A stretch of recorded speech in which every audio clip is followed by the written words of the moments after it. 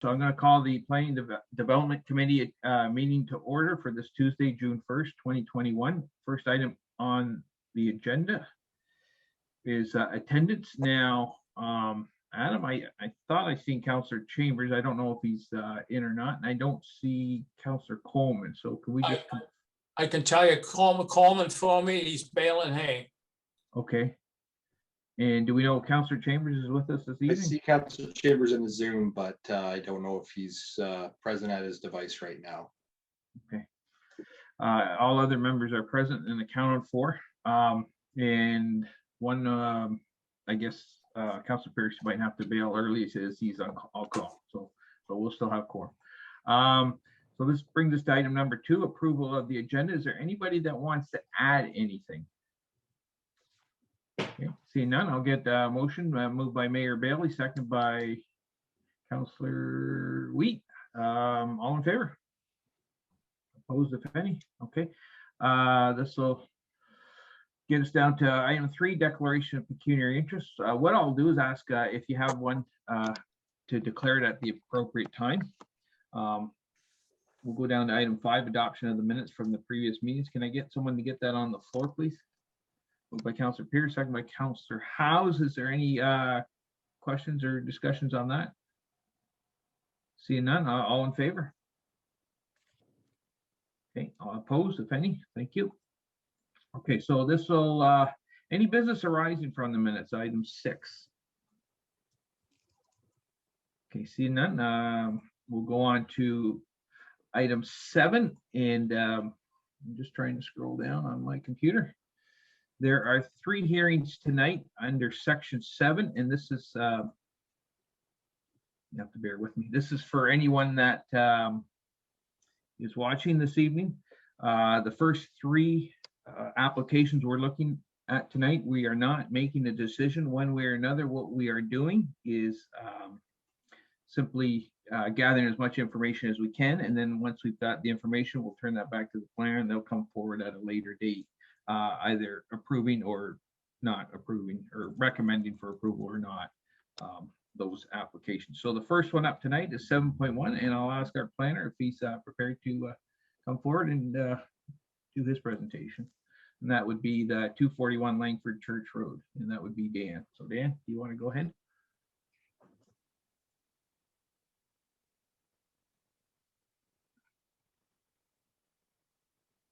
And does anybody see? Okay. Dan, I can see it's sharing now. Thank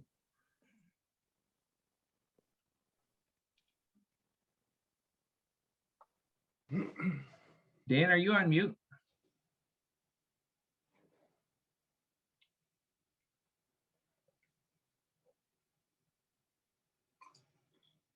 Dan doesn't appear to be on mute, but I think his microphone might be off. Okay, Dan, we can't hear you at the moment. Might be an input issue.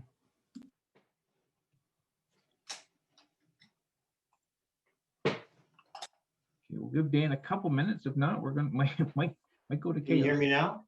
Yeah. Okay. Good. We can hear you now. Good. Perfect. We can see that. We can see the presentation. No problem. Awesome. So this is a zoning bylaw amendment application for the property located at 241 Langford Church Road. I was just explaining that there are two information meetings for Langford Church Road, and this is the first of 2 for 2 different properties. So the agent is JH Cahoon Engineering, and the applicant is John and Veronica Pop. And again, this item is being presented for information purposes only.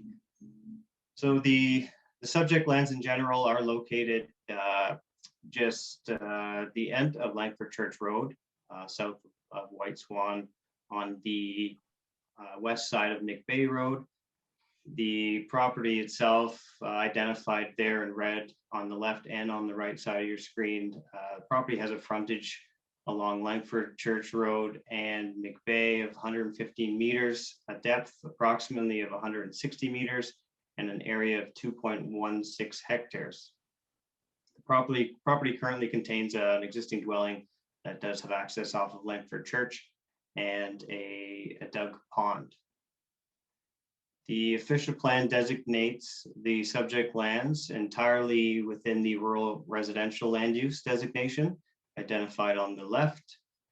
And you'll see on the right that the subject lands are entirely zoned agricultural. And you can note that there's some of the surrounding land uses as well. We do have some rural residential land use designation along Langford Church and Mcbay. And you can see the zoning map there. We do have properties that are located within that rural residential land use designation that are zoned rural residential.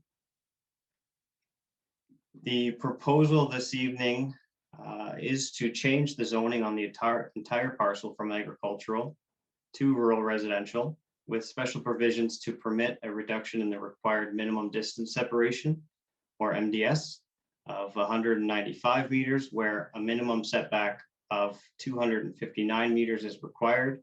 And this is coming from the neighboring livestock barn, which contains horses, located at 237 Langford Church Road. So this application serves two purposes. One is to rezone the lands from agricultural to rural residential, and the second portion is to deal with the site-specific provisions to permit a reduction in the MDS.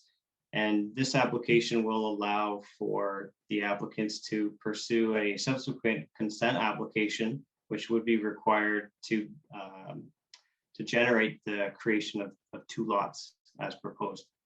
So as through the public notice circulation, we did receive a number of letters that are included in your agenda package this evening.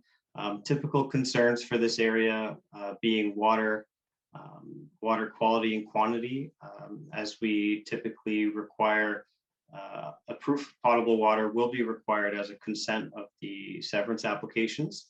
So they would be required to provide us with a technical review by professionals that confirms that the quality and the quantity of the water is able to be serviced or provided to this lot, whether that be via a well or a cistern is often acceptable at the discretion of our building division. So in terms of next steps, we are continuing to receive technical comments through the circulation to our internal external agencies. Future public hearing will be circulated to members of the public for that recommendation meeting, and the residents will receive further notice of that of the next public hearing. That being said, happy to answer any questions. Okay, thank you, Dan. Just to be clear though, before we go to questions, you have 197 meters and then you had 195 meters. So is the 197 correct, I think? I think it was slide 2, the one with the circle on. Good catch. So let's, I have 197 written down. Okay, I think that's the correct one because that jives with your addition. Okay, any questions of our planner at this time before we go to the applicant? Okay, we have Councillor Gower, go ahead.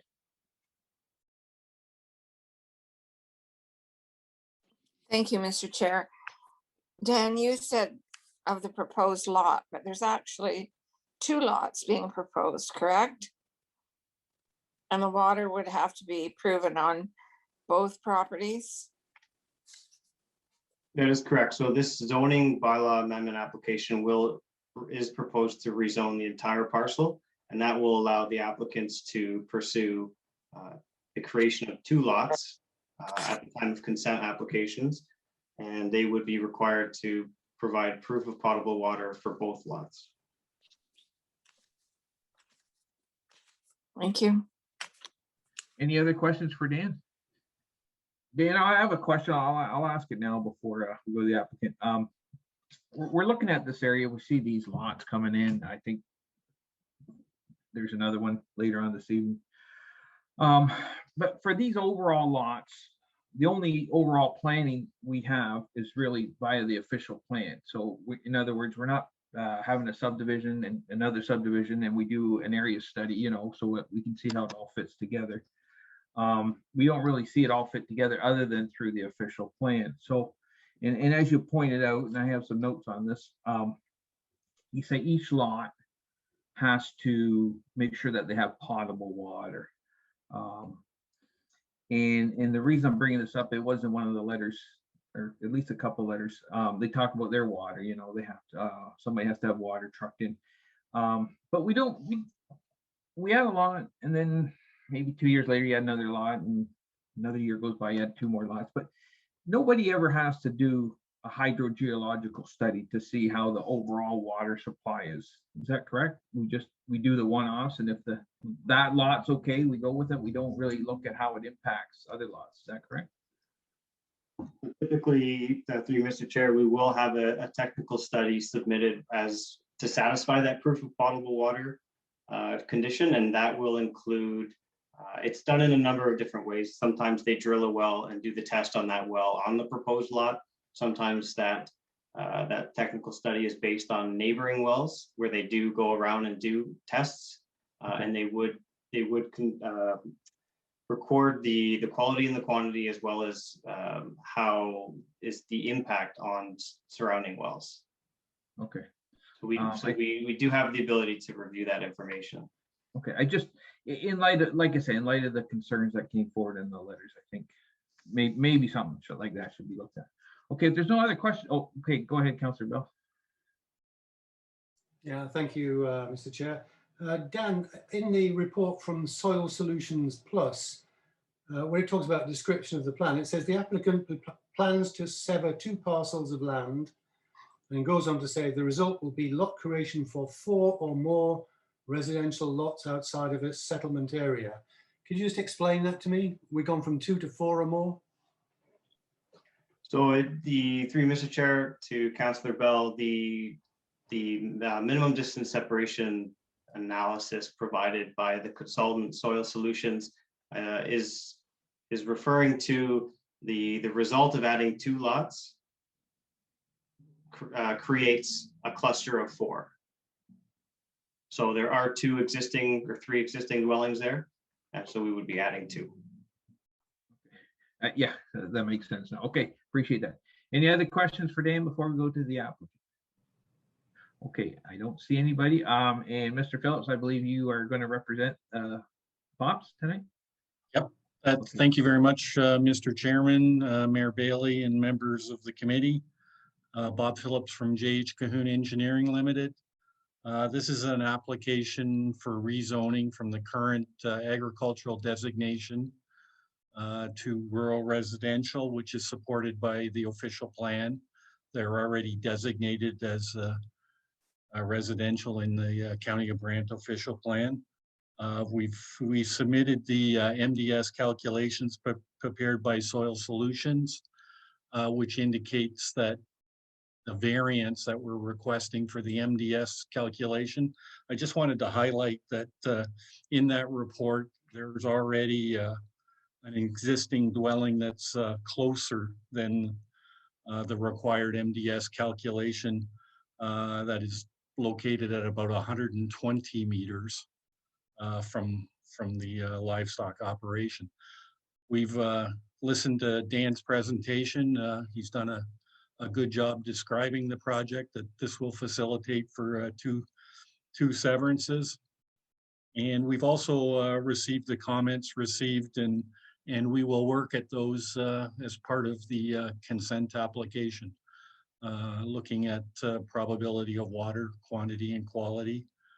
And I think there was even some concerns about traffic and in those letters. So I'm here to answer any questions regarding the application. Otherwise, we look forward to working with the county in finalizing this rezoning application. Okay, thank you, Bob. I'll ask the committee, is there anybody that has any questions for Mr. Phillips at this time? Okay, seeing none.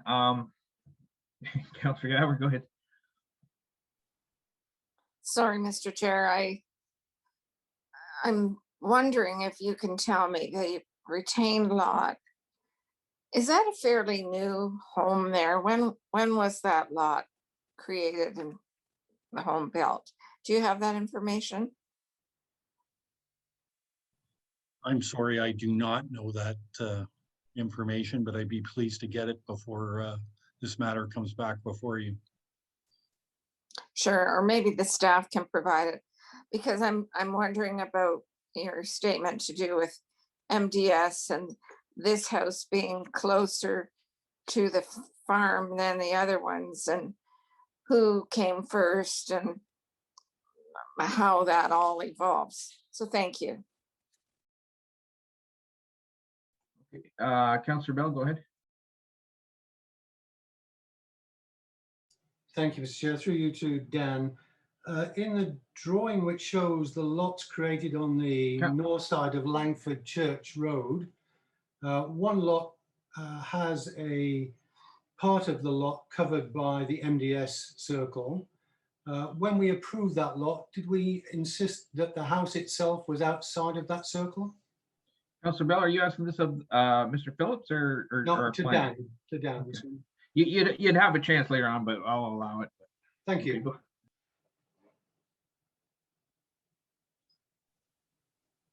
Through Mr. Chair, Councillor Bell, can you just clarify, which graphic are you looking at? There's a graphic with the circles of MDS shown on it, and there are some lots on the north side of Langford Church Road. One says lot created, one says lot created for future development. The lot created, did we insist as a committee that the house that is built there actually falls outside of the MDS circle? Yes, through you, Mr. Chair. We recently dealt with some lot creation and rezoning on the north side of Langford Church Road. MDS was considered as part of that application, again, from the same livestock barn. Because of the size of those parcels being greater than 1 hectare, the MDS calculation is measured from the actual dwelling from the livestock barn. In this situation, so we've confirmed that in those lots on the north side of Langford Church that they are outside of that circle and they would be required to maintain that.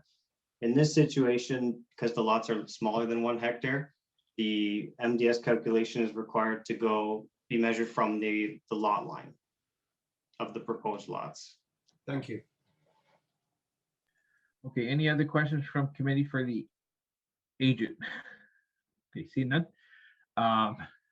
We will now, this is a public meeting, so we will open this up to the public, and I'll ask Adam if there's anyone from the public here tonight to speak to this application. Hi, Mr. Chair. Yes, there are 2 members of the public, I believe, here to speak to this application. The first one who's just popped up is Bruce Herschnitz. Okay, Bruce, can you hear me? Yes. Okay, so go ahead and do your presentation, and we'll go from there. But before you go, Bruce, can I get your address just for the clerk? Yep. So he can record it? Yes, I was going to add that in. We are located at 417 Mcbay Road. Okay. And we are centered across the road from the Mcbay Road frontage of the subject property. Okay, thank you. Just before I get going, thank you, Chair Miller and councillors and members of the Planning Committee for allowing us to speak at this meeting. Just before I get into what I wanted to say, just to answer Councillor Gatward's question about the residence that's on 241 Langford Church Road. It was built in approximately 2010. So, and then 245 Langford Church Road, which is further towards the corner of Langford Church and Mcbay, was built several years after that. So, again, as stated, my name is Bruce Herschnitz, and along with my wife, Marion, we live at 417 Mcbay Road. We moved here in 2009, at which time the residence at 241 Langford Church had not even been constructed yet. At the time, the well in our property was already a very low yield well, and we continually has supplied less and less water every year, to the point that now we're forced to purchase water on a monthly basis compared to every 3rd or 4th month when we first moved here. That's with just 2 people in the house, and we're also very water conscious and conserve water whenever possible. Since moving here, along with the subject property and 245 Langford Church Road beside it, at least 6 homes have been built in the vicinity, and there are currently 2 more lots being developed as we speak. So water is a major concern for us. and all the other existing residents, and why we feel this change in zoning should not be approved. With just a little bit of clarification I'd like to make as well with the Soil Solutions Plus report that stated that with these 2 lots being constructed, there would be a cluster of 4 lots. That's also inaccurate, because 2 years ago, this council approved the severance of a lot from 237 Langford Church Road, immediately bordering the west boundary of 241. So there are actually going to be 5 residences in this small area and corner of Langford Church and Mcbay Road. When the original owners of the farm property at 237 Langford Church had looked to sever off parcels of land, which then became 241 and 245 Langford Church Road, it's our understanding that a water well study was conducted, similar to the hydrogeological study that Dan had indicated would be done for each lot that gets created. Because of the lack of supply and negative effect on existing surrounding wells that was found with this study, only the 2 lots were allowed to be severed from the original 237 Langford Church Road property, that being the subject land at 241 Langford Church and 245 Langford Church, closer to the corner of Langford and Mcbay.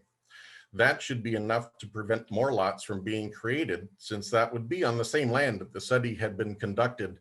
And that study would have been done before we moved here, because at that time when we moved here, 241 and 245 had already been severed off, and construction began shortly after we got here. Since then, just 2 years ago, as I mentioned, 237 Langford Church was granted permission to sever a parcel of land on the edge of the property bordering 241 Langford Church to construct a residence for their parents who were also working on the farm. That's added more demand to the water table and more issues, potential issues with the MDS setbacks.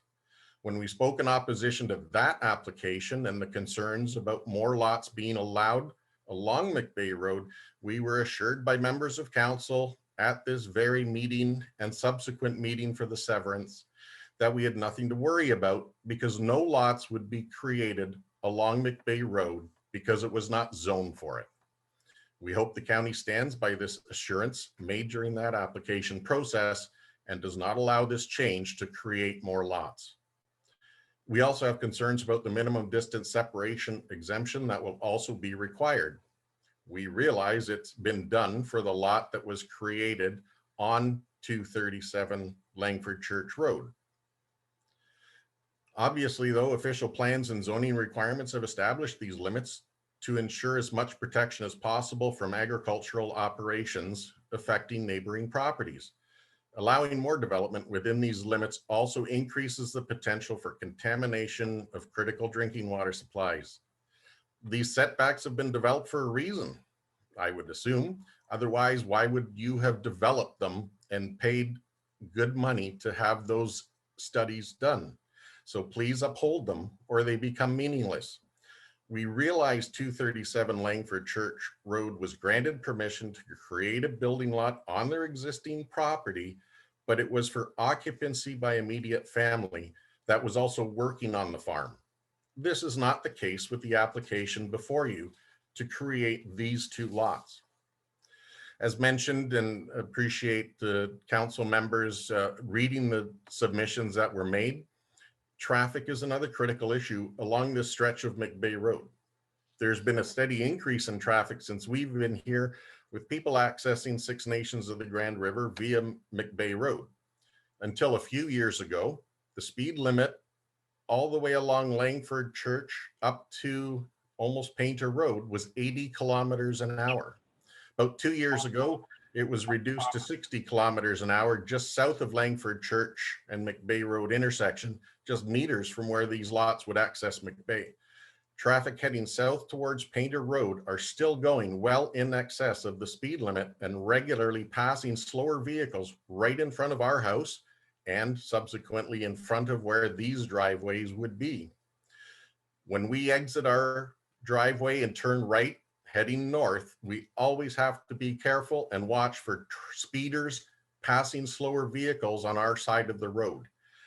The intersection of Mcbay, Langford Church, Baptist Church, and White Swan Road is also another dangerous intersection with numerous accidents taking place, and with one just recently within the last 3 weeks involving at least 3 vehicles, and also evident that speed was an issue from the distance from the intersection that the vehicles landed. Adding 2 more lots along Mcbay Road in this location will increase the number of lots in this small corner of land. It'll increase traffic congestion and the likely accident rate, and also affect water quality in the area. We also don't want to see the residents or the owners of the livestock operation affected by people moving from the city wanting that rural residential experience, but not wanting the associated smells, sounds, and everything else that goes along with it. So a number of factors. I don't want to take up more of this meeting's time. I know it is for information only, and appreciate the opportunity to speak to you. Thank you for taking these factors into consideration, and we hope that they are significant enough to warrant not approving the zoning change. Thank you very much, Chair. Thank you, Bruce. A couple things there. I'll get the agent of the applicant to speak to a couple of the things you spoke about tonight. I know most of them were comments, and we appreciate that. Now, our planner we've got a recording of your comments, but have you submitted those written comments to him as well? And I can forward this to Dan as well, what I just spoke about, in addition to the initial comments that I had submitted to Dan. Yeah, if you could please, and then Yes. When anything comes up in the future, Dan will have your contact information as well. Okay, thank you very much. And like I say, we'll try and address a couple of things. I know we're not going to get all the answers tonight, but we'll do what we can. So thank you very much for coming and speaking. And I'll look to Adam. We have another member of the public here tonight. You said to speak. Hello? Yes, I believe the Dillons, if they're present in the meeting, but I'm unsure if they wish to speak at the present moment. Okay, well, we'll ask them. Do you guys wish to speak tonight, the Dillons? I'm just asking them to unmute and start their video, but Okay. they are not responding. I want to give, well, let's just give them a couple seconds, because if they want to speak, I'd love to give them a chance to speak. So. Okay, well, while we're waiting for them, maybe I'll go to Mr. Phillips. Bob, can you just talk a little bit about the water? I know you've heard it from us a couple times now. And just, can you talk about traffic? I don't think there was a traffic impact study done to this point, nor I don't believe one was required. So could you just speak to the water and then traffic as well? Excuse me, I don't mean to interrupt, but I'm actually the owner of 241. I'd like to speak as well if I could get a chance to as well. Yeah, okay, 1 second here. We're going to ask Mr. Phillips a quick question, and then we'll get right to you. Absolutely, thank you. Bob? Thank you, Mr. Chairman. We've heard the concerns with respect to traffic and access to the road. You know, I can rest assured that I think, given those comments, that the site development plan should include turnarounds so that access to Mcbay Road is, you know, better achieved rather than backing out onto the road. I believe all the site distances here are fine for the proposed lots. Certainly, that's the type of stuff that'll be verified before we get to the full planning meeting. With respect to water, I think you heard Dan that we'll do one of 2 or maybe both. Do a water well survey. There are records from the ministry available for all wells in the area. They're registered, but we may do a water probability study again. I'm not sure, you know, I certainly like to see the one done previously so that we can reference it for the lots. You know, as I think most members of council are aware, quality and quantity have to do a lot with depth of wells and in the area. I'm sorry, I'm not that familiar with the water wells in the area, but that's one of the items that we have to deal with. But we also, you know, there's the opportunity to create these lots using cisterns as well, which the county has supported in the past, and that may be a consideration for these lots. We'll take all this information sort of under advisement and probably prepare some additional information going forward. I hope that answers your questions at this point. Yeah, it does. Thank you, Bob. And again, yeah, this is obviously for information, so take what you can out of the meeting tonight. Okay, Adam, who do we have on the line tonight? Sorry, calling in. My name is Veronica Rumberry Pop, and I'm actually the owner of 241 Langford Church Road. Okay, Veronica, just so you know, hold on one second. We did have the presentation from Mr. Phillips tonight. And we're just, is there anything you're going to add to that? I would actually like to add to it, because we were very conscious when we built this house, being eco-conscious, first of all. Mm-hmm. We have 2 wells on this property, and there is presently a drilled well on the back lot, which is part of the proposed severance. So there is already an existing well, a drilled well there. But also when we built our house that's presently on 241, we built the house with a cistern, but we also collect the rainwater and groundwater. And we have not used the drilled well at all. And we've not had to truck in water to our home. So the impact that our house is making with the water situation is slim to none, because we're not using the well water, first of all. And second of all, when we had severed 245, we did have a drilled well put on that lot as well before the severance was actually done. However, the people that built the house had a cistern put into that house as well, and they have chosen to have their water trucked in. So they are also making zero impact on well water in this area. And not only that, but the lot that is being developed right as we speak, next to us at 237 does not have an existing well on it, and the house is 3/4 standing now at this point. Okay, thank you, Veronica. Anything else to add before we move on? The other thing with the traffic is the traffic was existent before we came here, because this is the road that takes people up to Six Nations, where often people are going to buy their cigarettes and whatnot. And since we've been here since 2008, we purchased this property.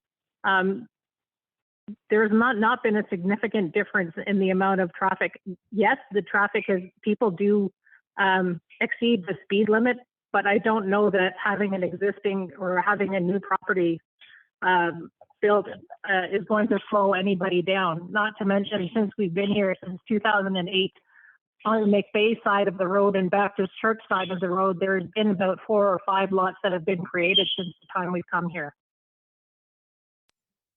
Okay, thank you, Veronica. Before anything else to add? Sorry, I got to ask you because I can't see your face. But anything else to add before we move on?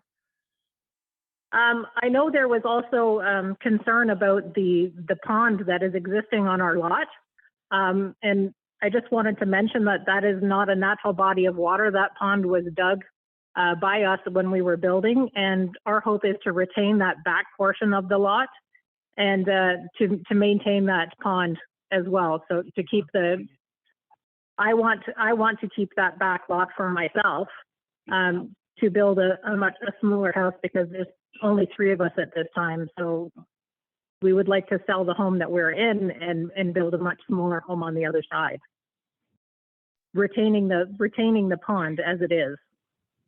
Okay, thank you, Veronica. Adam, I'll go to you and ask, is there anyone else from the public that wishes to speak to this application? Veronica, I'll get you to mute yours so we can go on. So I don't see that the Dillons have opened their video. They've just unmuted themselves. Hello? Also, there was a Faye Brown who had submitted a letter and wished to speak, and I don't know if they also wish to speak.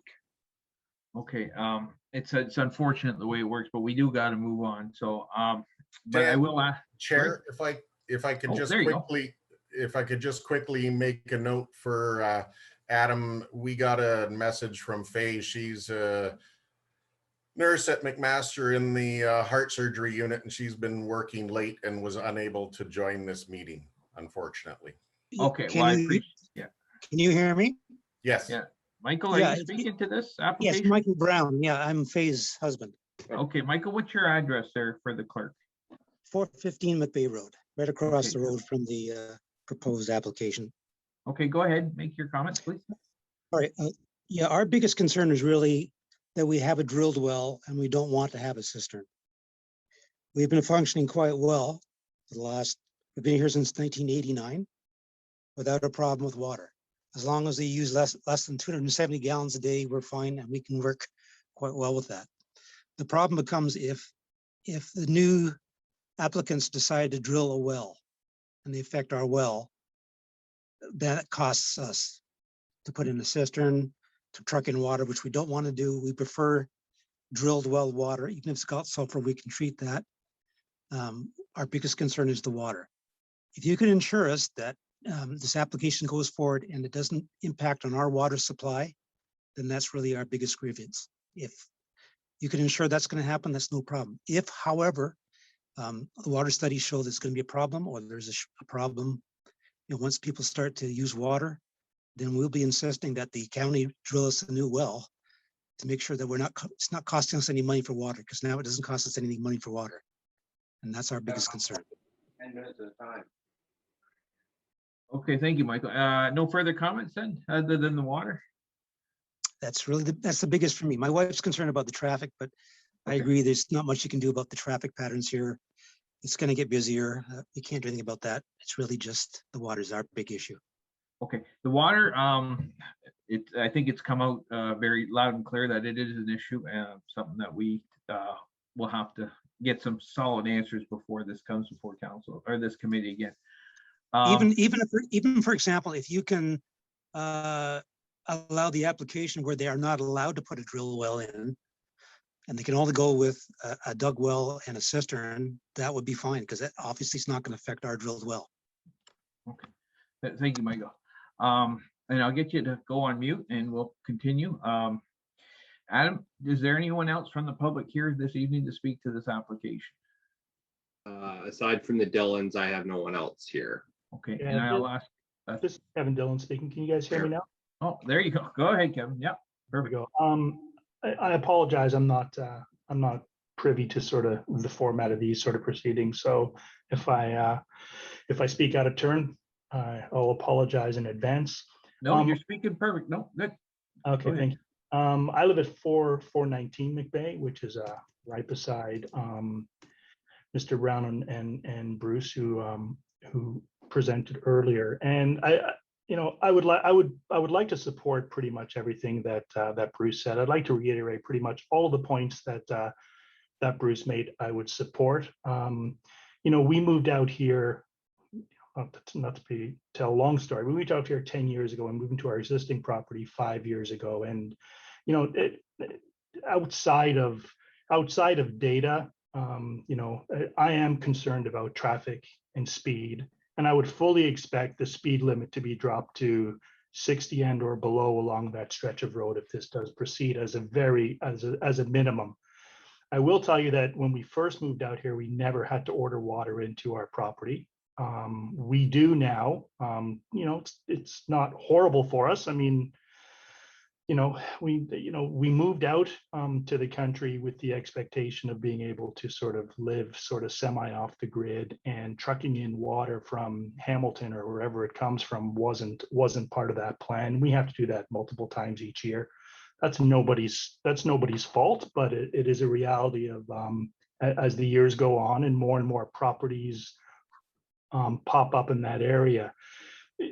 Outside of all of that, one of my bigger concerns is, we moved out from the city to move into the, it's not really the country, but the pseudo country, I guess.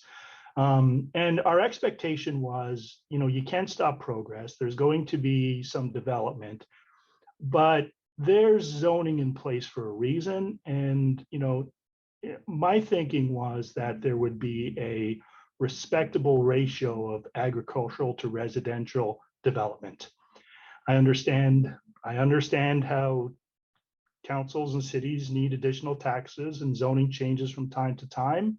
But if you walk that area, I think it's becoming burdensome, and it's a slippery slope. So I'm upset by the fact that there's as much there are as many severances as there are. There seems to be one popping up every couple of weeks, and I understand why people want to sever their property.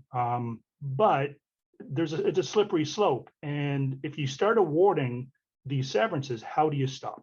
Where does it end? And I know that's a comment more than anything else, but it's a concern that I felt I had to verbalize. Water is important to me. Safety is important to me. As more and more children come into the area, it does become an issue. And the incident or the accident that my neighbor Bruce alluded to, we call it the Four Corners there, White Swan, Langford, Mcbay, and whatever. It's a dangerous intersection. There's been severances awarded around that intersection that probably, in my estimation, never should have been. I apologize to the neighbor that we have to vocalize during their severance application, but my concern is that this just continues and those severances just march their way along the street that we live on. So that's all I have to communicate. Okay, thank you, Michael. I appreciate the comment, or Kevin, sorry. Kevin, I appreciate the comments tonight. A lot of what you brought up, we've already brought up.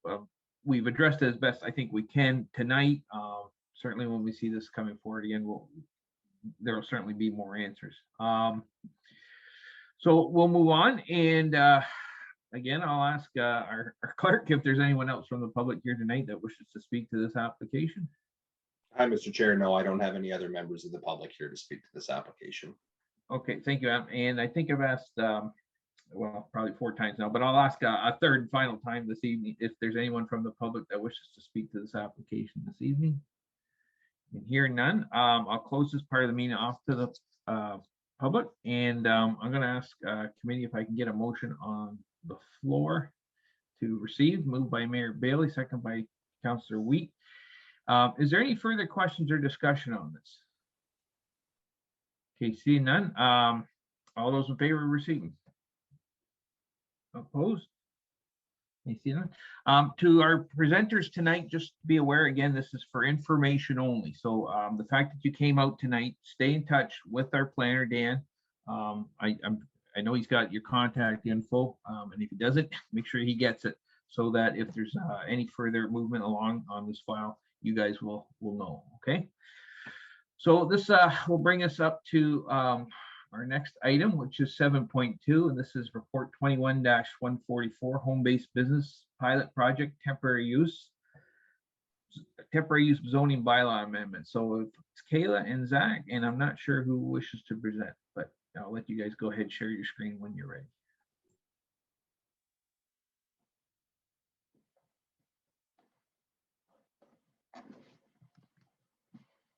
And we can see it, and we just got to hear you, Zach. Okay, perfect. Thank you. So good evening, council and members of the public.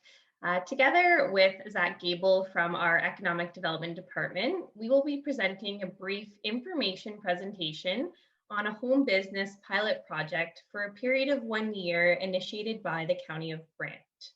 Next slide, please. Staff are proposing to bring forward a temporary use bylaw for the period of 1 year that would allow for more flexible home business operations throughout the county of Brant. With the home occupations, the goal has always been to maintain the integrity of the residential neighborhood and at the same time to allow and regulate limited non-residential types of activities that are incidental to the principal use of the premise as a residence. The reasoning behind this temporary use proposal is that staff have noticed some inconsistencies with our current home occupation provisions and definitions. This pilot project would allow staff to implement some changes and assess how they function in order to initiate future zoning bylaw updates to the home occupation section of our bylaw. We look at this as a method to figure out where the inconsistencies are and update our current policy framework. And secondly, this temporary use bylaw proposal is also a response to the ongoing COVID-19 pandemic to support change and flexibility to business operations.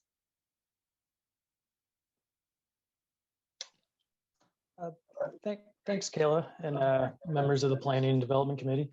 Yeah, I'll just share that as part of the County of Brant Economic Development Strategy and Action Plan, under Pillar 1, growing a more diversified local economy, we have an objective to establish, an effective service delivery model for entrepreneurs and small businesses within the County of Brant. And one of the specific tactics is to undertake a best-in-class review and develop comprehensive and innovative home-based business policies. And additionally, as part of the County of Brant strategic plan, we're working to improve our live and work ratio. So that's the number of residents that both work in the county, but also both live and work in the county. So with the goal of improving it to a 40-60 ratio by the end of 2022. Just as kind of an example of the types of businesses, economic development started to see, here's an example that started in 2020. So this is Red Barn baskets and boxes. And they're actually located in an agricultural zone, so they enjoy some additional kind of policy permissions. But basically, we're seeing businesses, they have a robust online presence. They do great social media, and they're offering, either deliveries or this porch pickup from their home. So it's essentially, a business that's allowed to operate and follow physical distancing protocols. And I'll hand it back over to you, Kayla. Thank you. So what we're looking to do is sort of introduce some new definitions that provide a little bit more flexibility. So in addition to the current home occupation provisions, we would be introducing the home-based business pilot project, and sort of generally looking at commercial institutional type services. We're also looking to add these in addition to the dwelling, also within a residential accessory building, or to clarify that these activities could take place outdoors.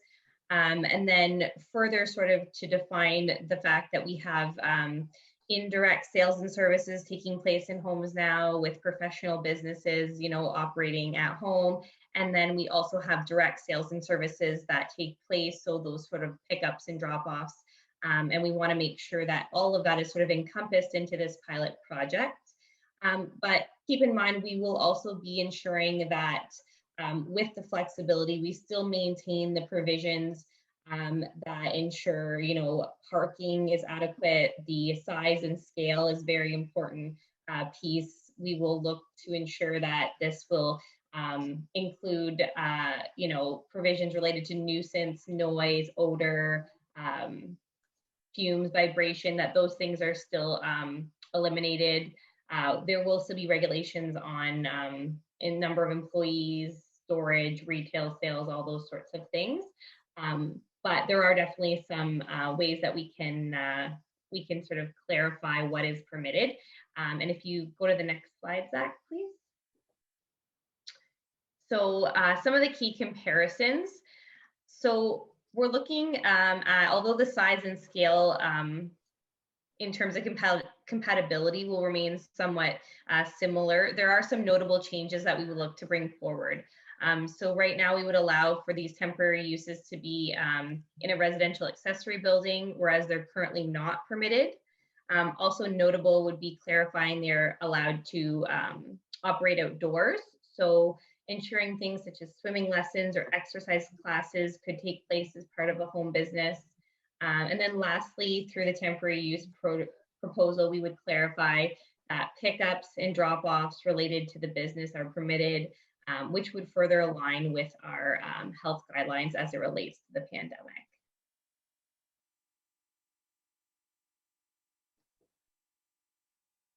Thanks, Kayla. So just some additional context here. So part of our surveying, we have an indication that many businesses are still experiencing economic hardship.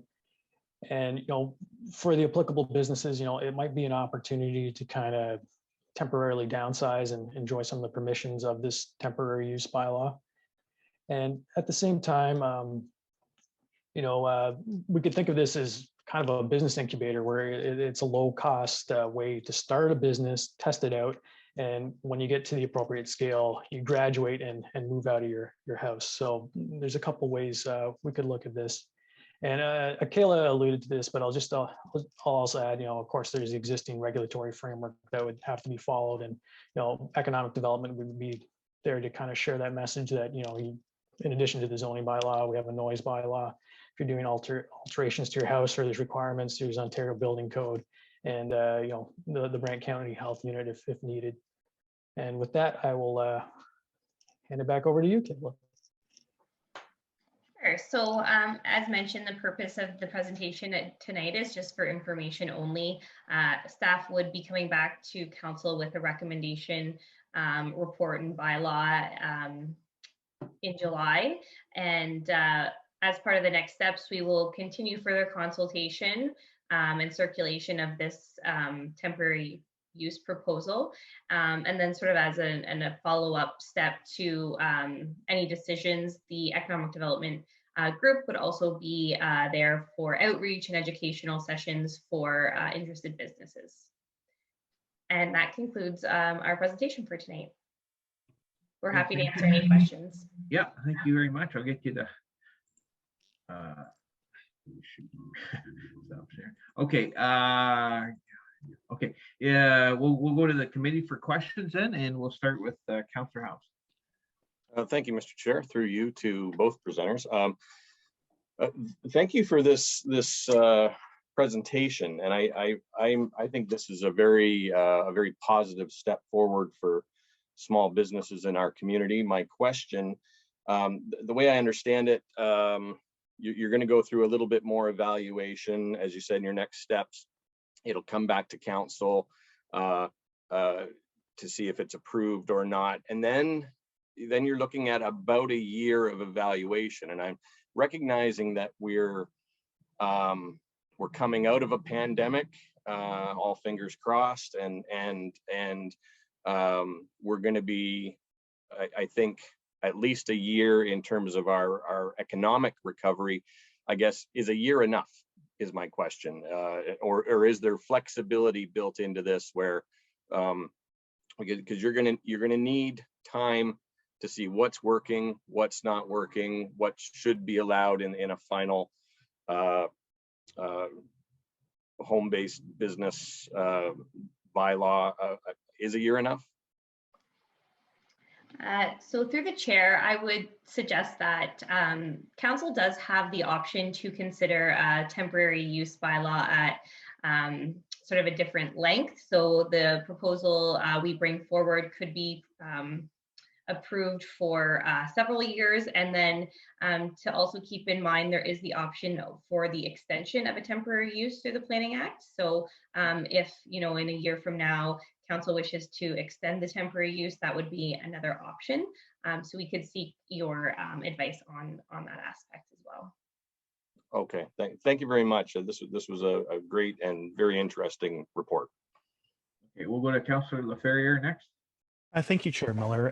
Yeah, I agree with Councillor Howes. I really appreciate this report, and I know it's something that's come up, and my question's along similar lines of Councillor Howe's, though, and it's that two questions, I guess. One is, when we're looking at the potential for making this something that may be longer than interim, I know that we want to do an interim plan first because that is where we figure out what works and what doesn't. If we're ever going to do a permanent plan, we may or may not. But how does this interact with the ARU, additional residential unit legislation that we've put in as well? Because I sort of see these as hand in hand, that if we're doing ARUs, which we are, we have been, we can get to a point where, some people are buying places here based on the fact that they can have a small home-based business, which also something we don't talk about is how it moves traffic around in different ways, and that can actually be a positive for a lot of our pinch points in our community. So can somebody maybe speak to that a little bit, the ARU piece and the idea of permanence, or keeping an eye on how this might be a more long-term instead of an interim plan in the future? Okay, who wants to take a stab at that one? Matt, go ahead. Yeah, through the chair, that's a great question. I think, starting this pilot program out, we'll see how it goes. And like Kayla said, having it go for a year or 2 or 3 years, we'll take council's direction on that length of time for the initial pilot program. But if this works out, like, we really do see us being able to change our zoning bylaw to make these changes more permanent. And then, like Councillor Laferriere said, it just becomes another selling feature of being in Brant. Enabling people to have these home-based businesses, that's a pretty positive feature, and one that not a lot of other municipalities would take advantage of, at least to the scale or size that we're considering here. There is some nuance to this, and that's why we need to make sure we're testing this out and making sure it works. So it's an exciting pilot project, and really, like Kayla said, it's a great incubator project as well. A good place to start business, and then if things start to pick up, the business expands, they need to get bigger, they need to move. We've got lots of places for them to move into here in Brant too. So a great project all around for us. Thank you.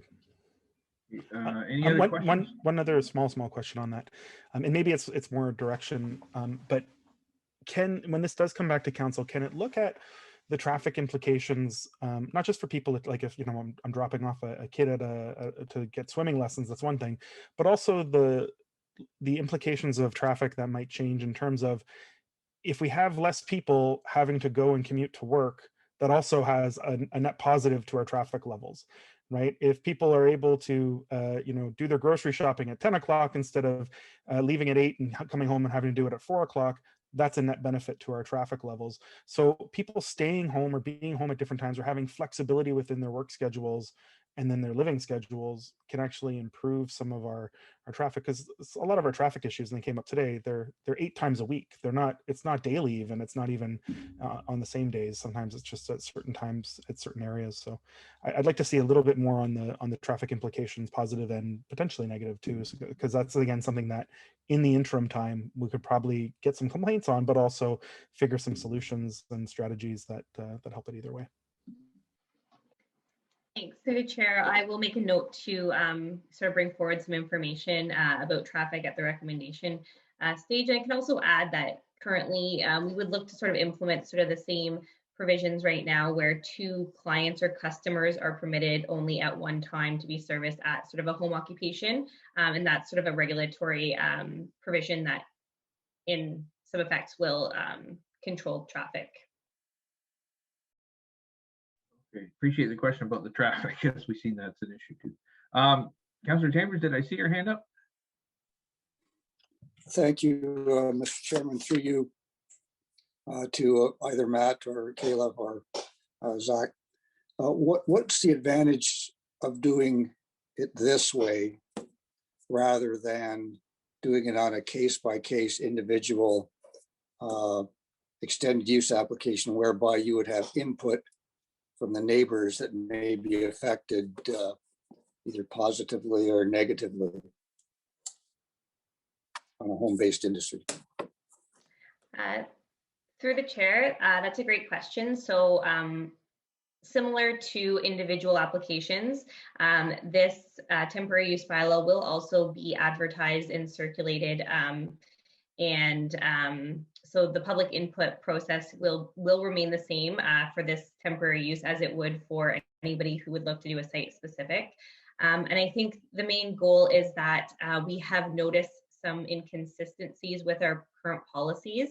And so instead of having several applications having to come through for minor tweaks that may be appropriate countywide, this is an opportunity to see how that may work and look to bring that forward potentially as a permanent update to our zoning bylaw to tweak those provisions slightly. Any further comment, questions, Councillor Chambers? Okay. Any other questions for staff on this, Councillor Pierce? Thank you, Mr. Chair. Through you. Yeah, I appreciate the way we're looking at this. Slow and steady. Let's understand, if there are going to be any issues with it and that sort of thing. Question I have, in your next steps, you say further consultation and circulation of the proposed temporary bylaw. Has there been any consultation or circulation prior to this meeting, or are we talking from this meeting going forward? So through the chair, the temporary use proposal has been circulated to our typical agencies, internal and external, that we look for comments from various departments to provide their input. So that circulation has taken place, yes, before today's meeting. In terms of further consultation, we will be advertising this in the newspaper and on social media, and that has not taken place yet, but it would be in terms of our next steps before we bring a recommendation report forward. Okay, thank you for that. And that's exactly what I was looking for, just so people understand that it's going to be coming and they can give more comments on it and go from there. Thank you very much. Any other questions from the committee? Okay, I don't see any. I'll ask my question then. This is, I guess at the end of the day, at first blush, it seems like a great idea, but the devil's in the details, and somebody that's stuffing envelopes at home is a lot quieter than somebody that has, say, a pool where they're, giving swimming lessons to 12 rambunctious kids every half hour. Like, I could see that be irritating to the neighbor. So to that end, I kind of do like Councillor Chambers' question regarding maybe we look at it one at a time, or maybe we could do that through this process. I don't know. But my question, I guess, for staff would be, how do you put the genie back in the bottle? In other words, we try it for a year. You've got some freedom now, 17, 18, whatever, 22 home businesses start up. And they're okay for a year. In a year, council decides it's not working out, so they're getting a lot of complaints. How easy would it be to say to those new businesses, you got to go back to the old way of doing things? Go ahead, Matt. Yeah, Councilor Miller, that's a really good question. I think what would end up happening is after a year or whatever prescribed period we're looking at, the temporary use would discontinue, and then at that point, if we were to cancel the program, those businesses who had started it, they would then come in on a one-by-one basis, and they would have to reinitiate it for just themselves on their site, come to council with an application of their own. So at that point, if there were some concerns with the neighbors with that particular business, it would all come out in that council meeting. So it would become a much more public thing at that point. But what we're looking at is applying these temporary permissions, seeing how it goes, and really depending on enforcement as our indicator. So we'll that would be the plan moving forward. Okay, thank you, Matt. My only suggestion was be very clear with anybody at the start of the process. This is temporary. I think if you set the expectations to begin with, you have a better likelihood of success. So, and Matt, I'm going to ask you a question. This is under items for public input. Were we looking to go to the public tonight for any input on this one? Right. Sorry, Councilor Miller. Can you just repeat that question? This is under item 7 for public input, and I'm just wondering, should we look to the public for public input on this? Absolutely. Absolutely. We're always looking for consultation and engagement with the public, and part of that process is circulating and really trying to get feedback from the public on it. Because, like you said, there may be for and against. So. Okay, appreciate it. Having said that, I don't think there is anybody, but I'll ask Adam. Adam, is there anyone from the public that wishes to speak to this proposed bylaw here this evening? Mr. Chair, no, there are no members of the public present. Okay, fair enough. All right, so I won't open up to the public then. We don't have to go through the three requests. So can I get well, I'm gonna put this, see if we can get this on the floor. Councillor House, what's your motion? I move that we receive as information. Okay, second by Councillor Pierce. Any further questions, comments, discussions? Okay, see none. I think we had a good discussion on it. So staff, you have your marching. You got some good comments, I thought, tonight. So all in favor of receiving and moving on from here? Opposed? Seeing none? Appreciate it. Okay, so this will bring us to the final item number 7.3, public hearings under the Plan Act to receive information from the public. And this is report -21-120. This is again Langford Church Road being 104. So, and this is Amanda. So Amanda, you got your screen up. So go ahead and start presenting whenever you're ready. Thank you. Through the chair. The applicant is seeking to rezone a portion of the subject lands from agricultural to rural residential in order to facilitate the severance of the existing dwelling. This rezoning would align the portion of the subject lands with the official plan designation. And it is also my understanding the applicant intends on converting an existing accessory structure into a new dwelling. And then in terms of the official plan, the subject lands are designated as agricultural and rural residential and natural heritage, with the portion to be rezoned designated as rural residential and natural heritage. Staff note the accessory structure to be converted is located with the lands designated as natural heritage. And then in terms of the zoning bylaw, the subject lands are zoned as agricultural natural heritage. And the applicant is proposing to rezone a portion of the subject lands from agricultural to that residential in order to facilitate the severance. And then in terms of next steps, the staff will be preparing a recommendation report, which will include policy analysis. And I do note there are currently additional discussions being held with the Grand River Conservation Authority and the county's environmental planner. I'm happy to answer any questions the committee may have. Screen moves around on me. Thank you, Amanda. Are there any questions of our planner at this time? Councillor Goward. Thank you, Mr. Chairman. Through you to Amanda, the proposal map that has the red outline of the area to be rezoned. There's buildings on the property next door as well. Is this a former farm that's being severed? Is that why there's so many buildings shown? Through the chair, my understanding is the back portion of the property is being farmed. I'm not sure if the structures in the front are being used as farming structures, but I can confirm that in my upcoming recommendation report.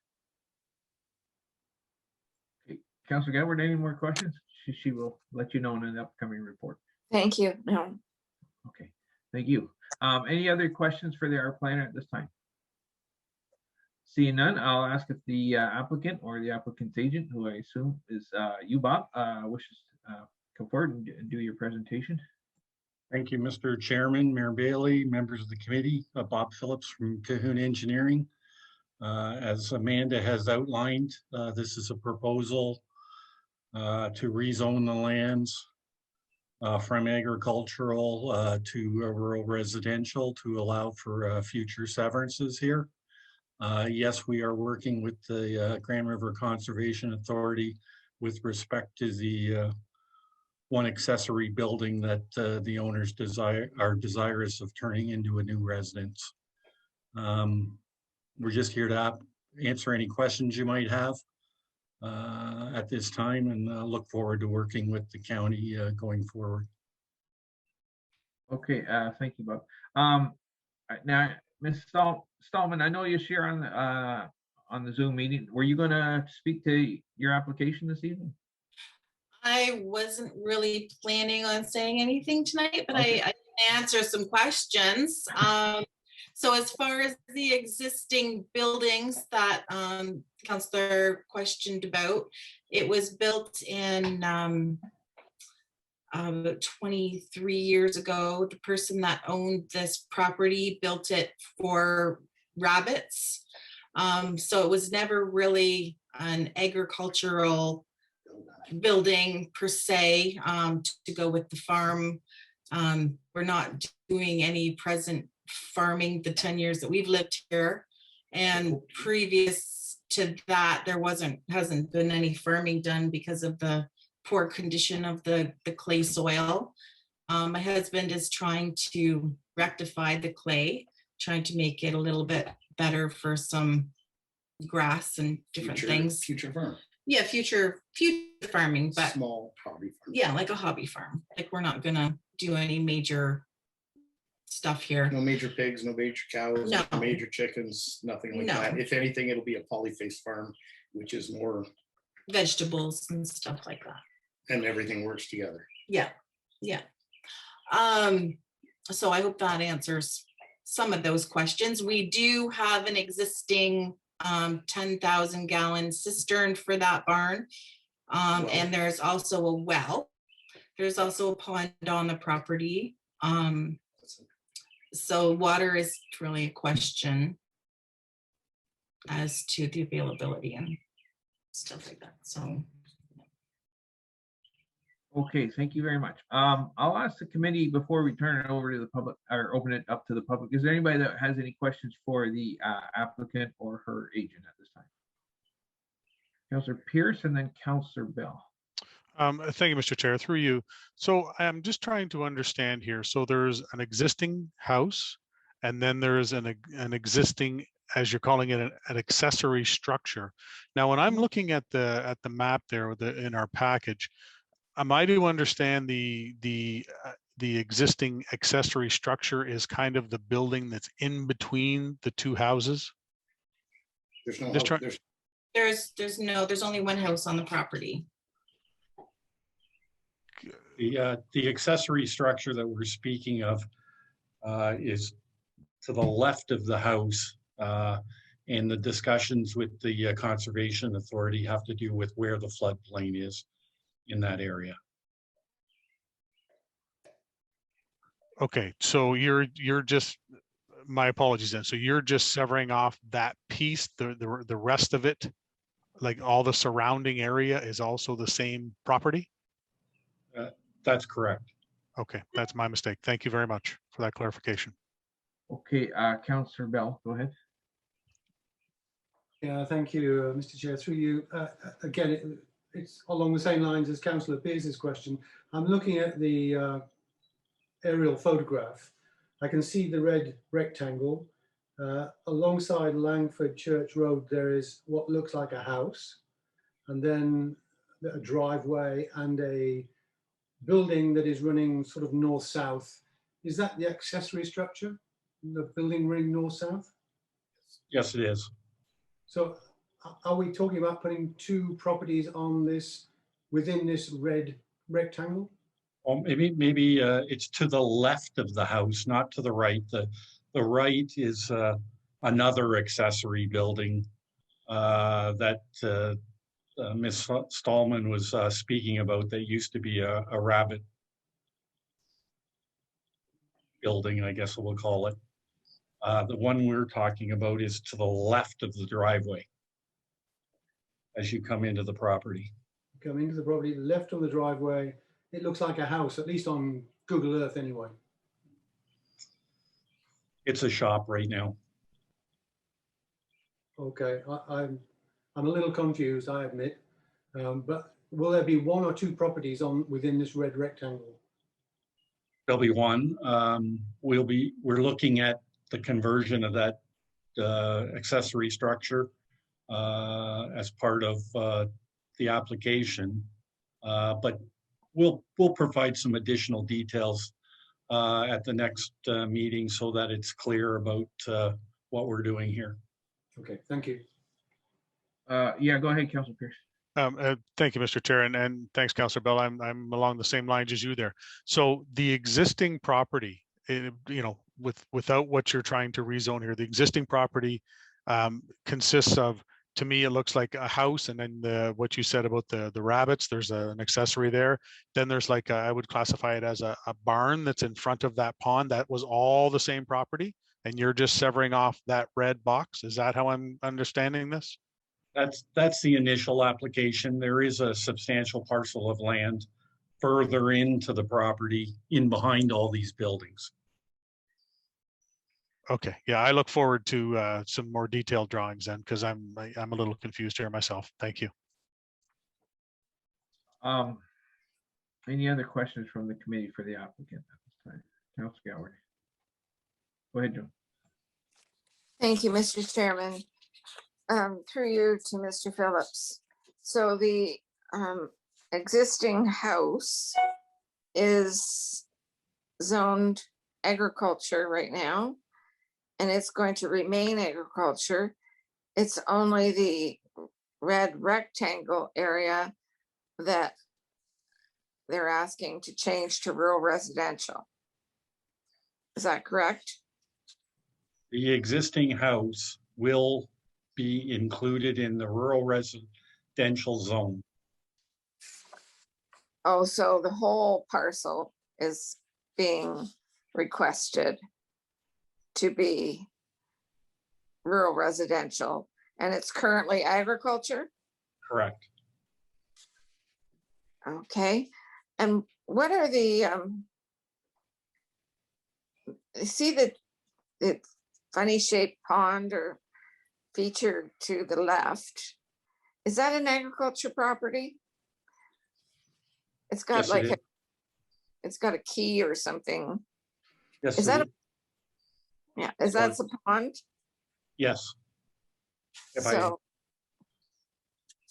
this is right next door to an agricultural property. And yet Mr. Stallman said they wanted to have a hobby farm. They can't have a hobby farm on a rural residential property, I don't believe. Now, maybe the planner can answer that question. Yeah, okay. Well, Amanda, can you help Councilor Gatward out with that one? Yeah, I can. I'm also just going to share my screen. I'm hoping to this. Yeah, actually, that's not a bad idea, man, because the questions come forward. I will be honest with you. I was a little confused too with some of the descriptors on this. Right. So just let me know when you can see my screen. I'm just sharing our aerial mapping system. Yeah, you're sharing. Perfect. So the property right now is this entire property here that's highlighted in blue, which includes the pond and the accessory structure right here. The applicant is proposing to sever this portion along in here, which includes the existing dwelling. So this would, assuming council approves it and this committee of adjustment approves it, this would be one parcel. And then everything back here, including the pond and the accessory structures, would be a separate parcel. That is very informative. Sorry, my apologies. I should have included an overall area image of the property in my presentation. So that's my apologies on that. Yeah. Okay. Appreciate that, Amanda. Thanks, Amanda. Okay. Any further questions for Amanda, or well, not actually for the applicant or their agent at this time? Okay, I don't see any. So I will open this meeting up to the public, and I'll ask Adam if there's anybody from the public that's here this evening to speak to this application. Hi, Mr. Chair. No, I don't have anyone present here to speak to this application. Okay, I appreciate it. But I will ask a second time if there's anybody from the public that wishes to speak to this application. And I'll ask a third time if there's anyone from the public that wishes to speak to this application. Hearing and seeing none, I will close this part of the meeting off to the public, and I'll bring it back to committee. And I'll ask committee if there's a motion on the floor. Moved by Councillor Coleman, second by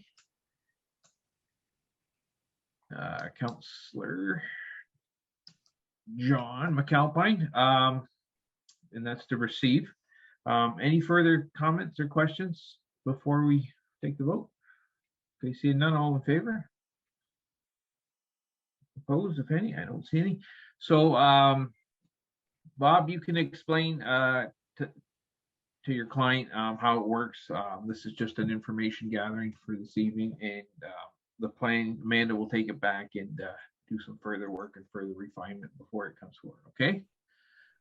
Thank So you. that ends section 7 of this evening.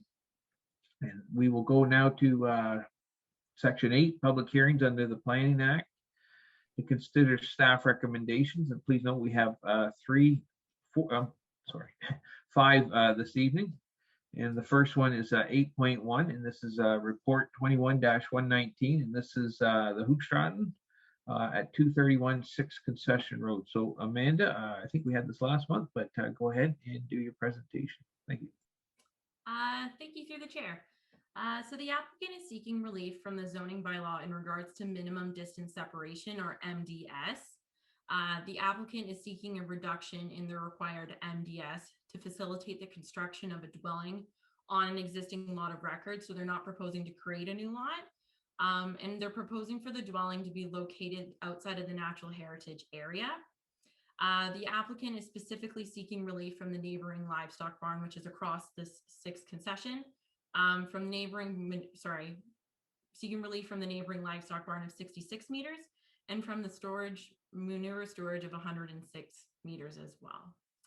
And then in terms of the official plan, the subject lands are designated as agricultural and natural heritage. Lands designated as agricultural are permitted a dwelling as of right, whereas dwellings are not permitted on portions designated as natural heritage.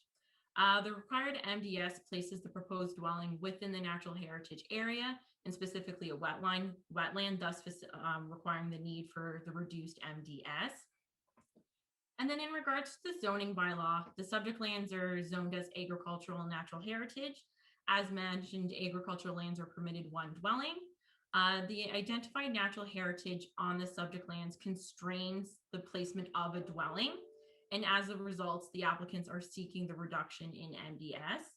And then through the circulation of the application, no public comments were received. I am recommending approval of this application, and I can answer any questions the committee members may have. Thank you.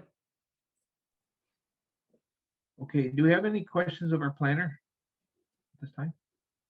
Okay, seeing none, I'll ask if the applicant or their agent is here this evening and wishes to speak to this. Adam, do we not have any? Oh, Joe. Okay, Joe, go ahead. Yeah, go ahead if there's anything you wish to add. The only, and I think it's brought up that it's an unused livestock operation, has been for years. Yeah. Okay.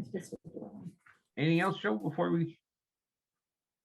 No, if there's any questions I can answer. Okay, I'll ask the committee before we go to the public. Is there anybody that has a question for the applicant or their agent, Joe? Okay, see none. Joe, I just have one question. It's wet there. How deep would that water table be before you start hitting water? The area that they're actually proposing to build would be on the hill, and then it drops off behind that probably 10 feet down to the lower area, which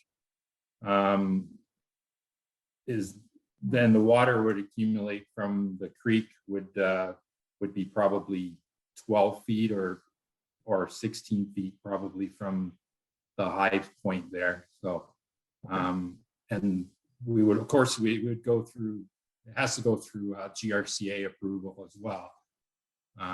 So any of those concerns would be picked up by them, which we have been in contact with them.